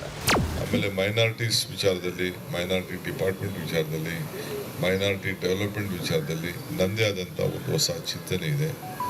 ಸೊ ನಾನು ಕೂಡ ನಿಮಗೆಲ್ಲ ಶಕ್ತಿ ಕೊಡಬೇಕು ಅಂತ ಕೂಡ ಗಮನದಲ್ಲಿದೆ. ಬ್ಯಾಕ್ವರ್ಡ್ ಕ್ಲಾಸ್ ಭಾಳ ಜನ ವಿಚಾರ ಇದೆ. SC/ST ಹೊಸದಾಗಿ ನಾವು ಬಜೆಟಲ್ಲೇ ನಾವು ಅವ್ರಿಗೊಂದು ಅಮೆಂಡ್ಮೆಂಟ್ ತಂದು ಅವ್ರಿಗೆ ಯಾವ ರೀತಿ ಶಕ್ತಿ ಕೊಡಬೇಕು ಅಂತ ತೀರ್ಮಾನ ಮಾಡಿದ್ದೇವೆ. ಬಜೆಟಲ್ಲೂ ಕೂಡ ಒಳ್ಳೆಯ ಫಂಡ್ಸನ್ನು ಕೂಡ ನಿಮ್ಮ ಡೆವಲಪ್ಮೆಂಟ್ಗೋಸ್ಕರ ಇಟ್ಟಿದ್ದೇವೆ. ಇವೆಲ್ಲ ವಿಚಾರಗಳಿದೆ. ಸೊ ಮುಂದಕ್ಕೆ ತೀರ್ಮಾನ ಮಾಡ್ತೀವಿ. ಸೊ ದಯವಿಟ್ಟು ತಾವೆಲ್ಲ ಸಹಕಾರ ಕೊಡಿ. ನಂದಿಲ್ಲ, we have an open mind. ಅತ್ಯಂತ ಸೂಕ್ಷ್ಮವಾದ ಹುಬ್ಬಳ್ಳಿ ಗಲಾಟೆ ಪ್ರಕರಣವನ್ನು ಹಿಂಪಡೆದಿರುವ ಸರ್ಕಾರದ ಕ್ರಮಕ್ಕೆ ಮುಜುಗರ, ಟೀಕೆಗಳು ಬರ್ತಾ ಇದ್ರು. ಅದನ್ನು ಎದುರಿಸಲು ಶಿವಕುಮಾರ್ ಸಿದ್ಧರಾಗಿರುವುದು ಅವರ ರಾಜಕೀಯ ದೃಢತೆಯನ್ನು ತೋರಿಸುತ್ತದೆ. ಶಾಂತಿ ಮುಖ್ಯ ಎಂಬ ಅವರ ವಾದವು ಅಲ್ಪಸಂಖ್ಯಾತ ಸಮುದಾಯದ ಭದ್ರತೆಯ ವಿಷಯದಲ್ಲಿ ಸರ್ಕಾರ ಬದ್ಧವಾಗಿದೆ ಎಂಬ ಸಂದೇಶ ನೀಡ್ತಾ ಇದೆ. ತಮ್ಮ ಭಾವನೆ ನಂಗೆ ಅರ್ಥ ಆಗ್ತದೆ. ನಿಮ್ಮೆಲ್ಲರೂ ಕೂಡ ಶುಭ ಹಾರೈಸಿರಿ, ಸಂಪರ್ಕ ಇಟ್ಕೊಳ್ಳಿ. ಆಮೇಲೆ ನನ್ನದೇ ಆದಂಥ ಒಂದು ಮುಂದಿನ ದಿನದಲ್ಲಿ ನಿಮ್ಮ ಸಮುದಾಯಕ್ಕೆ ಯಾವ ರೀತಿ ಮಾಡ್ಬೋದು ಅನ್ನೋದು ಕೂಡ ನಿಮ್ದೇನಾದ್ರು ಸಲಹೆಗಳಿದ್ದರೆ ದಯವಿಟ್ಟು ಬಂದು ಕೊಡಿ. ಈ ಮಂತ್ರಿಕ್ಕಿನ್ನ ಅದು ಕೂಡ ಭಾಳ ಇಂಪಾರ್ಟೆಂಟು. ಖಂಡಿತ ನಮ್ಮ ಸರ್ಕಾರದ ಇತಿಮಿತಿಯಲ್ಲಿ, ಫೈನಾನ್ಷಿಯಲ್ ಸ್ಟ್ರಕ್ಚರಲ್ಲಿ ಖಂಡಿತ ಅದ್ರ ಬಗ್ಗೆ ಕೂಡ ನಿಮ್ಮೆಲ್ಲರ ರಕ್ಷಣೆಗೆ ಏನು ಮಾಡಲಿಕ್ಕೆ ಸಾಧ್ಯನೋ ನಿಮ್ಗೆ ಅಲ್ಟಿಮೇಟ್ಲಿ ಇಟ್ ಇಸ್ ಪೀಸ್ ಬೇಕು, ನಿಮಗೆ ಗಲಾಟೆಗಳಾಗಬಾರ್ದು. ನಾವು ಹುಬ್ಳಿ ಗಲಾಟೆನ ಕೇಸ್ ವಾಪಸ್ ತೆಗೆದುಕೊಳ್ಳೋದಕ್ಕೆ ಎಷ್ಟು ಎಂಬ್ರಾಸಿಂಗ್ ಆಗ್ತಾ ಇದೆ, ಎಷ್ಟು ನಮ್ಮ ಮೇಲೆ ಅಟ್ಯಾಕ್ ಮಾಡ್ತಾ ಇದೆ ಬಿಜೆಪಿಯವರು. ನಾವು ಅದನ್ನು ಎದುರಿಸಲೇಬೇಕಾಗಿದೆ. ಹಳೆ ಹುಬ್ಬಳ್ಳಿಯಲ್ಲಿ ಪೊಲೀಸ್ ಠಾಣೆಗೆ ಮುಸ್ಲಿಂ ಸಮುದಾಯ ಮುತ್ತಿಗೆ ಹಾಕಿರುವ ಪ್ರಕರಣದಲ್ಲಿ ಕೇಸ್ ವಾಪಸ್ ಪಡೆದ ಬಳಿಕ ಕಲಬುರಗಿ ಜಿಲ್ಲೆಯ ಆಳಂದ ಪಟ್ಟಣದಲ್ಲಿರುವಂಥ ಲಾಡ್ಲೆ ಮಶಾಕ್ ದರ್ಗಾಕ್ಕೆ ಸಂಬಂಧಪಟ್ಟ ಗಲಾಟೆ ಪ್ರಕರಣವು ರಾಜ್ಯದಲ್ಲಿ ದೊಡ್ಡ ಮಟ್ಟದ ಚರ್ಚೆ ಮತ್ತು ರಾಜಕೀಯ ವಿವಾದಕ್ಕೆ ಕಾರಣವಾಗಿದೆ. ಈ ಪ್ರಕರಣದಲ್ಲೂ ಸರ್ಕಾರದ ಸಹಕಾರ ಕೋರುವ ಚಿಂತನೆಯಲ್ಲಿ ಸಮುದಾಯವಿದೆ. ಹೀಗಾಗಿ ಸಹಜವಾಗಿ ಸಿಎಂ ಡಿಕೆ ಶಿವಕುಮಾರ್ಗೆ ಮನವಿ ಮಾಡುವ ಸಾಧ್ಯತೆಗಳಿವೆ. ಒಟ್ಟಾರೆಯಾಗಿ ರಾಜ್ಯದ ಸಾಮಾಜಿಕ ಸಾಮರಸ್ಯ ಕಾಪಾಡುವಲ್ಲಿ ಮತ್ತು ಅಲ್ಪಸಂಖ್ಯಾತರ ವಿಶ್ವಾಸ ಗಳಿಸುವಲ್ಲಿ ಡಿಕೆಶಿಯವರ ಈ ಸಮನ್ವಯದ ಹೆಜ್ಜೆ ಯಶಸ್ವಿಯಾಗುತ್ತದೆ ಎಂಬುದನ್ನು ಕಾದು ನೋಡಬೇಕಿದೆ.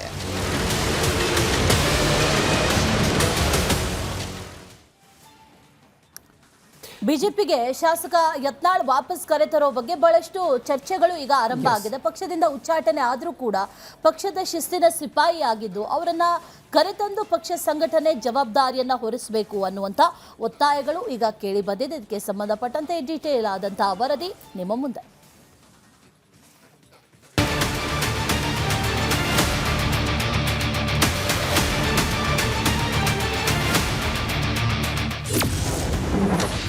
ಹಿಂದೂ ಹುಲಿ ಯತ್ನಾಳ್ಗೆ ಭಾರಿ ಡಿಮ್ಯಾಂಡ್.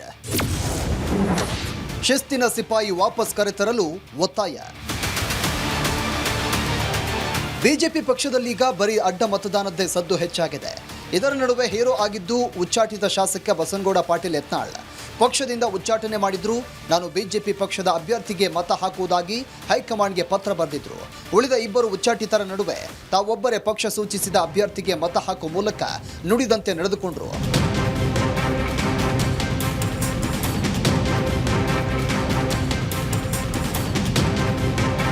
ಯತ್ನಾಳರ ಈ ನಡೆ ಪಕ್ಷವಷ್ಟೇ ಅಲ್ಲದೆ ಪಕ್ಷದ ಕಾರ್ಯಕರ್ತರಿಗೂ ಖುಷಿ ತರಿಸಿದೆ.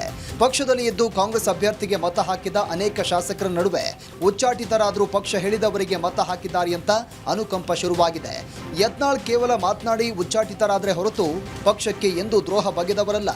ಹೀಗಾಗಿ ಅವರ ತಪ್ಪನ್ನು ಕ್ಷಮಿಸಿ ಪಕ್ಷಕ್ಕೆ ಮರಳಿ ವಾಪಸ್ ಪಡಿಬೇಕು. ಅವರಿಗೆ ವಿಪಕ್ಷ ಸ್ಥಾನ ಅಥವಾ ಬೇರೆ ಯಾವುದಾದ್ರೂ ಜವಾಬ್ದಾರಿ ಕೊಡಬೇಕು ಅಂತ ರೆಬೆಲ್ ಟೀಮ್ ಸದಸ್ಯರು ಒತ್ತಡ ಹಾಕಿದ್ದಾರೆ. ಇದೀಗ ಯತ್ನಾಳ್ ಬರೋದ್ರಿಂದ ಹಿಂದೂ ಮತಗಳ ಜೊತೆಗೆ ಉತ್ತರ ಕರ್ನಾಟಕ ಭಾಗದಲ್ಲಿ ಲಿಂಗಾಯತ ಮತಗಳನ್ನು ಕ್ರೋಢೀಕರಿಸಿ ಪಕ್ಷ ಗೆಲ್ಲಲು ಅನುಕೂಲವಾಗಲಿದೆ ಅಂತ ಯತ್ನಾಳ್ ಆಪ್ತರು ಅಭಿಪ್ರಾಯ ವ್ಯಕ್ತಪಡಿಸಿದ್ದಾರೆ. ಮತ್ತು ಪಕ್ಷ ನಿಷ್ಠೆಯನ್ನು ತೋರಿಸಿರ್ತಕ್ಕಂಥ ಯತ್ನಾಳ್ ಅವ್ರನ್ನ ತಗೊಬರ್ಬೇಕು ವಾಪಸ್ ಒಂದು. ಮತ್ತು ಇಂಥವರಿಗೆ ಅವಕಾಶವನ್ನು ವಿರೋಧ ಪಕ್ಷದ ನಾಯಕರನ್ನಾಗಿ ಅವ್ರನ್ನ ಮಾಡ್ತೀರಿ ಅನ್ನೋದಾದರೆ well and good, because will be A very powerful ವಿರೋಧ ಪಕ್ಷದ ನಾಯಕರಾಗಿ ಅವ್ರು ಇರ್ತಾರೆ ಅಂತೇಳಿ ನನ್ನ ಇಚ್ಛೆ ಇದೆ. ನಮ್ಮ ಇಚ್ಛೆನೂ ಕೂಡ ಇದೆ. ಕರ್ನಾಟಕ ಇವತ್ತು ಬಯಸ್ತಾ ಇದೆ ಒಬ್ಬ ಏಬಲ್ ಇವರು ಇರಬೇಕು ಅಂತೇಳಿ. ಹಿಂದೂಗಳ ಪರವಾಗಿ ಹೋರಾಟ ಮಾಡ್ತಾ ಇರ್ತಕ್ಕಂಥದ್ದೇ ಭಾರತೀಯ ಜನತಾ ಪಕ್ಷ. ಇವತ್ತು ಭಾರತೀಯ ಜನತಾ ಪಕ್ಷದ ಒಂದು ಸಿದ್ಧಾಂತದಲ್ಲೇ ನಮ್ಮ ಓಟ್ ಒಡೆದೋಗಬಾರ್ದು. ಅದರ ಜೊತೆ ಅವರೊಬ್ಬ ಯತ್ನಾಳ್ ಅವರೊಬ್ಬ ವೀರಶೈವ ಲಿಂಗಾಯತರ ಪ್ರಮುಖ ನಾಯಕರಲ್ಲಿ ಅವರು ಕೂಡ ಒಬ್ಬರು ಇರೋದ್ರಿಂದ ಅವರು ಪಕ್ಷಕ್ಕೆ ಸೇರ್ಪಡೆ ಆಗೋದ್ರಿಂದ ಬಹಳಷ್ಟು ಭಾರತೀಯ ಜನತಾ ಪಕ್ಷಕ್ಕೆ ಅನುಕೂಲ ಆಗಿದೆ. ಯತ್ನಾಳ್ ಪಕ್ಷಕ್ಕೆ ವಾಪಸ್ ಮರಳಬೇಕು ಅನ್ನೋದು ರೆಬಲ್ಸ್ ತಂಡ ಹಾಗೂ ಬಿಜೆಪಿ ಕಾರ್ಯಕರ್ತರ ವಾದವಾದರೆ, ಸದಾ ಯತ್ನಾಳ್ರಿಂದ ಟೀಕೆಗೆ ಗುರಿಯಾಗಿದ್ದ ರಾಜ್ಯಾಧ್ಯಕ್ಷ ವಿಜಯೇಂದ್ರ ಲೆಕ್ಕಾಚಾರವೇ ಬೇರೆಯಾಗಿದೆ. ಯತ್ನಾಳ್ ವಾಪಸ್ ಕರೆತಂದ್ರೆ ಮತ್ತೆ ನಮ್ಮ ಕುಟುಂಬದ ಮೇಲೆ ವಾಗ್ದಾಳಿ ನಡೆಸ್ತಾರೆ ಅನ್ನೋ ಆಲೋಚನೆ ಇದೆ. ಹೀಗಾಗಿ ಮುಂದೆ ಇದೆಲ್ಲದಕ್ಕೂ ಉತ್ತರ ಕೊಡ್ತೇನೆ ಅಂತ ಈಗಾಗಲೇ ಆಕ್ರೋಶವನ್ನು ಹೊರ ಹಾಕಿದ್ದನ್ನು ಸ್ಮರಿಸಬಹುದು. ಬಿಡೋಣ, ಅವರು ಇವತ್ತು ಪಕ್ಷದಿಂದ ಉಚ್ಚಾಟರಾಗಿರ್ತಕ್ಕಂಥ ನಾಯಕರು. ಅವ್ರ ಬಗ್ಗೆ ನಾನು ಹಾದಿಯಲ್ಲಿ ಬದಿಯಲ್ಲಿ ಮಾತನಾಡೋಕೆ ಹೋಗೋದಿಲ್ಲ. ಎಲ್ಲಿ ಮಾತನಾಡಬೇಕು ಅಲ್ಲಿ ಮಾತಾಡ್ತೇನೆ. Thank you. ಸದ್ಯ ಹಿಂದುತ್ವದ ಅಜೆಂಡಾ ಉತ್ತರ ಕರ್ನಾಟಕದ ಪಂಚಮಸಾಲಿ ಲಿಂಗಾಯತ ನಾಯಕ, ಫೈರ್ ಬ್ರ್ಯಾಂಡ್ ಅಂತೆಲ್ಲ ಹೆಸರು ಪಡೆದಿರುವಂಥ ಯತ್ನಾಳ್ ಅವರನ್ನ ಪಕ್ಷಕ್ಕೆ ವಾಪಸ್ ಕರೆತರಲಿ ಅನ್ನೋ ಆಗ್ರಹವೇ ಹೆಚ್ಚಾಗಿದೆ. ಹೀಗಾಗಿ ಮುಂಬರುವಂಥ 2028ರ ಚುನಾವಣಾ ದೃಷ್ಟಿಯಿಂದ ಹೈಕಮಾಂಡ್ ಯಾವ ನಿರ್ಧಾರವನ್ನ ತೆಗೆದುಕೊಳ್ಳಲಿದೆ ಅಂತ ಕಾದು ನೋಡಬೇಕಿದೆ.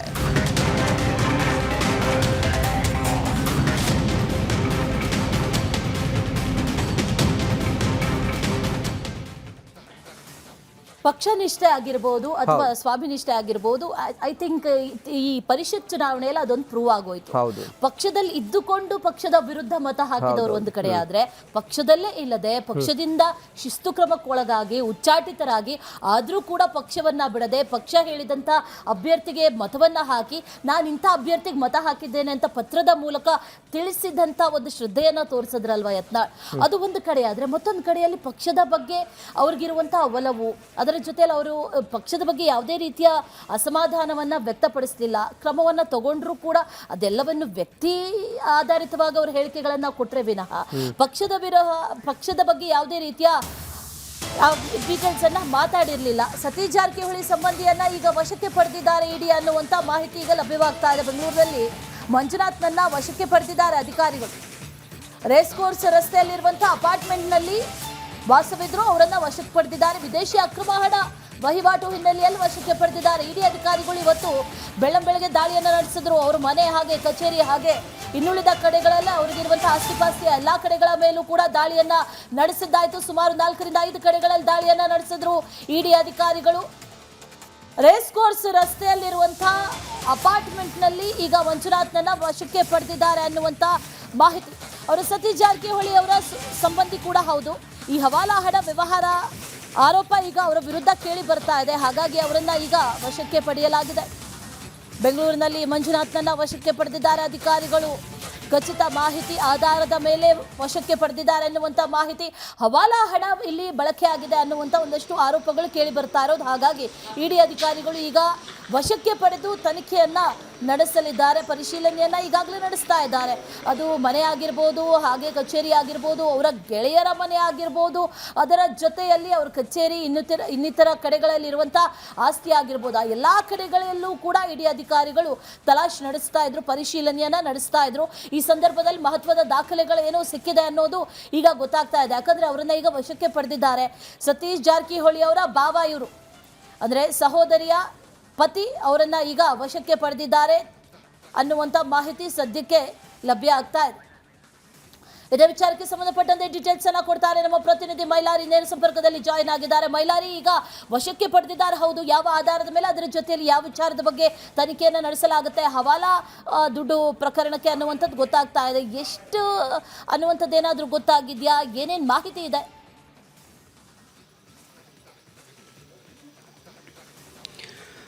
ಖಂಡಿತ ಅಶ್ವಿನಿ, ಸತೀಶ್ ಜಾರಕಿಹೊಳಿ ಭಾವ ಆಗಿರುವಂಥ ಅಬಕಾರಿ ಇಲಾಖೆ ಹೆಚ್ಚುವರಿ ಆಯುಕ್ತ ಆಗಿರುವಂಥ ವೈ ಮಂಜುನಾಥ್ ಅವರ ಮೇಲೆ ಬೆಳಗ್ಗೆ ಇಡಿ ಅಧಿಕಾರಿಗಳು ದಾಳಿಯನ್ನು ಮಾಡಿದರು. ಸದ್ಯ ಈಗ ಅವರನ್ನು ವಶಕ್ಕೆ ಪಡೆದು ತೀವ್ರ ವಿಚಾರಣೆಯನ್ನು ಮಾಡ್ತಿದ್ದಾರೆ ಅನ್ನೋ ಒಂದು ಮಾಹಿತಿ ಕೂಡ ಸದ್ಯ ಲಭ್ಯ ಆಗ್ತಿರುವಂಥದ್ದು.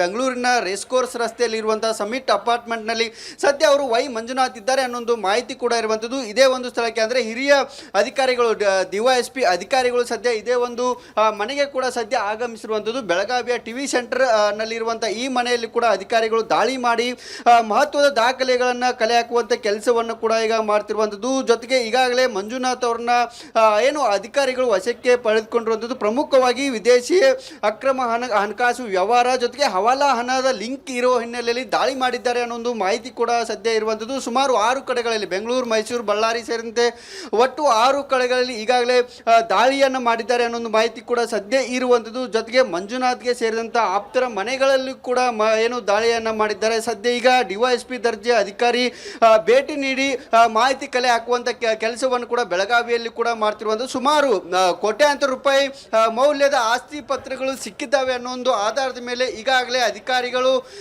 ಏನು ಅವರನ್ನು ಏನು ವಶಕ್ಕೆ ಪಡೆದು ವಿಚಾರಣೆ ಮಾಡುವಂಥ ಕೆಲಸವನ್ನು ಕೂಡ ಮಾಡ್ತಿರುವಂಥದ್ದು. ಗೋವಾದಿಂದ ಬಂದಂಥ ಸುಮಾರು 3 ಇನೋವಾ ಕಾರುಗಳಲ್ಲಿ ಬಂದಂಥ ಅಧಿಕಾರಿಗಳ ತಂಡ ಈಗ ಅರೆ ಸೇನಾ ಪಡೆಯ ನೇತೃತ್ವದಲ್ಲಿ ಇಲ್ಲಿ ಬೆಳಗಾವಿಯಲ್ಲಿ ದಾಳಿಯನ್ನು ಮಾಡಿದರೆ ಬೆಂಗಳೂರು, ಮೈಸೂರು, ಬೇರೆ ಅಂದರೆ ಬಳ್ಳಾರಿಗಳಲ್ಲಿ ಕೂಡ ಅಲ್ಲಿಯೂ ಕೂಡ ದಾಳಿ ಮಾಡಿ ಅಲ್ಲಿಯೂ ಮಹತ್ವದ ದಾಖಲೆಗಳನ್ನು ಏನು ಪರಿಶೀಲನೆ ಮಾಡ್ತಿದ್ದಾರೆ ಅನ್ನೋ ಮಾಹಿತಿ ಸದ್ಯ ಇರುವಂಥದ್ದು. ಸದ್ಯಕ್ಕೆ ಅಂದರೆ ಈಗ ಮಹತ್ವದ ದಾಖಲೆಗಳು ಇಡಿ ಅಧಿಕಾರಿಗಳೇ ಸಿಕ್ಕಂಥ ಹಿನ್ನೆಲೆಯಲ್ಲಿ ಇಲ್ಲಿ DYSP ದರ್ಜೆ ಅಧಿಕಾರಿಗಳು ಸದ್ಯ ಭೇಟಿ ನೀಡಿದ್ದಾರೆ. ಜೊತೆಗೆ ಎಲ್ಲೆಲ್ಲಿ ಏನಿದ್ದಾವೆ ಅನ್ನೋದ್ರ ಬಗ್ಗೆ ಸಂಪೂರ್ಣವಾದಂಥ ವಿವರ ಇನ್ನಷ್ಟೇ ಹೊರಗೆ ಬರಬೇಕಿರುವಂಥದ್ದು. ಸುಮಾರು 15 ವರ್ಷಗಳಿಂದ ಕೂಡ ಏನು ಬೆಳಗಾವಿಯಲ್ಲಿ ಕೂಡ ಸತೀಶ್ ಜಾರಕಿಹೊಳಿ ಅವರ ಭಾವ ಆಗಿರುವಂಥ ಮಂಜುನಾಥ್ ಅವರು ಅಬಕಾರಿ ಇಲಾಖೆಯಲ್ಲಿ ಸೇವೆಯನ್ನು ಮಾಡ್ತಿರುವಂಥದ್ದು. ಜೊತೆಗೆ ಬಳ್ಳಾರಿಯ ದೇವೇಂದ್ರಪ್ಪ ಅವರ ಪುತ್ರ ಕೂಡ ಆಗಿರುವಂಥದ್ದು. ಹಾಗಾಗಿ ಈ ಒಂದು ಅಧಿಕಾರಿಗಳ ತಂಡ ಏನೆಲ್ಲ ಏನು ಮಾಹಿತಿಗಳನ್ನು ಕಲೆ ಹಾಕ್ತಿದ್ದಾರೆ ಅನ್ನೋದ್ರ ಬಗ್ಗೆ ಇನ್ನಷ್ಟೇ ಮಾಹಿತಿ ಕೂಡ ಬರಬೇಕು. ಸದ್ಯ ಅವರನ್ನು ವಿಚಾರಣೆ ಮಾಡಿ ಹಲವು ಅಂದರೆ ಅವರನ್ನು ವಿಚಾರಣೆ ಮಾಡ್ತಿರುವಂಥದ್ದು. ಹಲವು ಮಹತ್ವದ ದಾಖಲೆಗಳು ಸಿಕ್ಕಿದ್ದಾವೆ ಅನ್ನೊಂದು ಮಾಹಿತಿ ಕೂಡ ಇರುವಂಥದ್ದು. Ashwini, right Mailari, thank you details.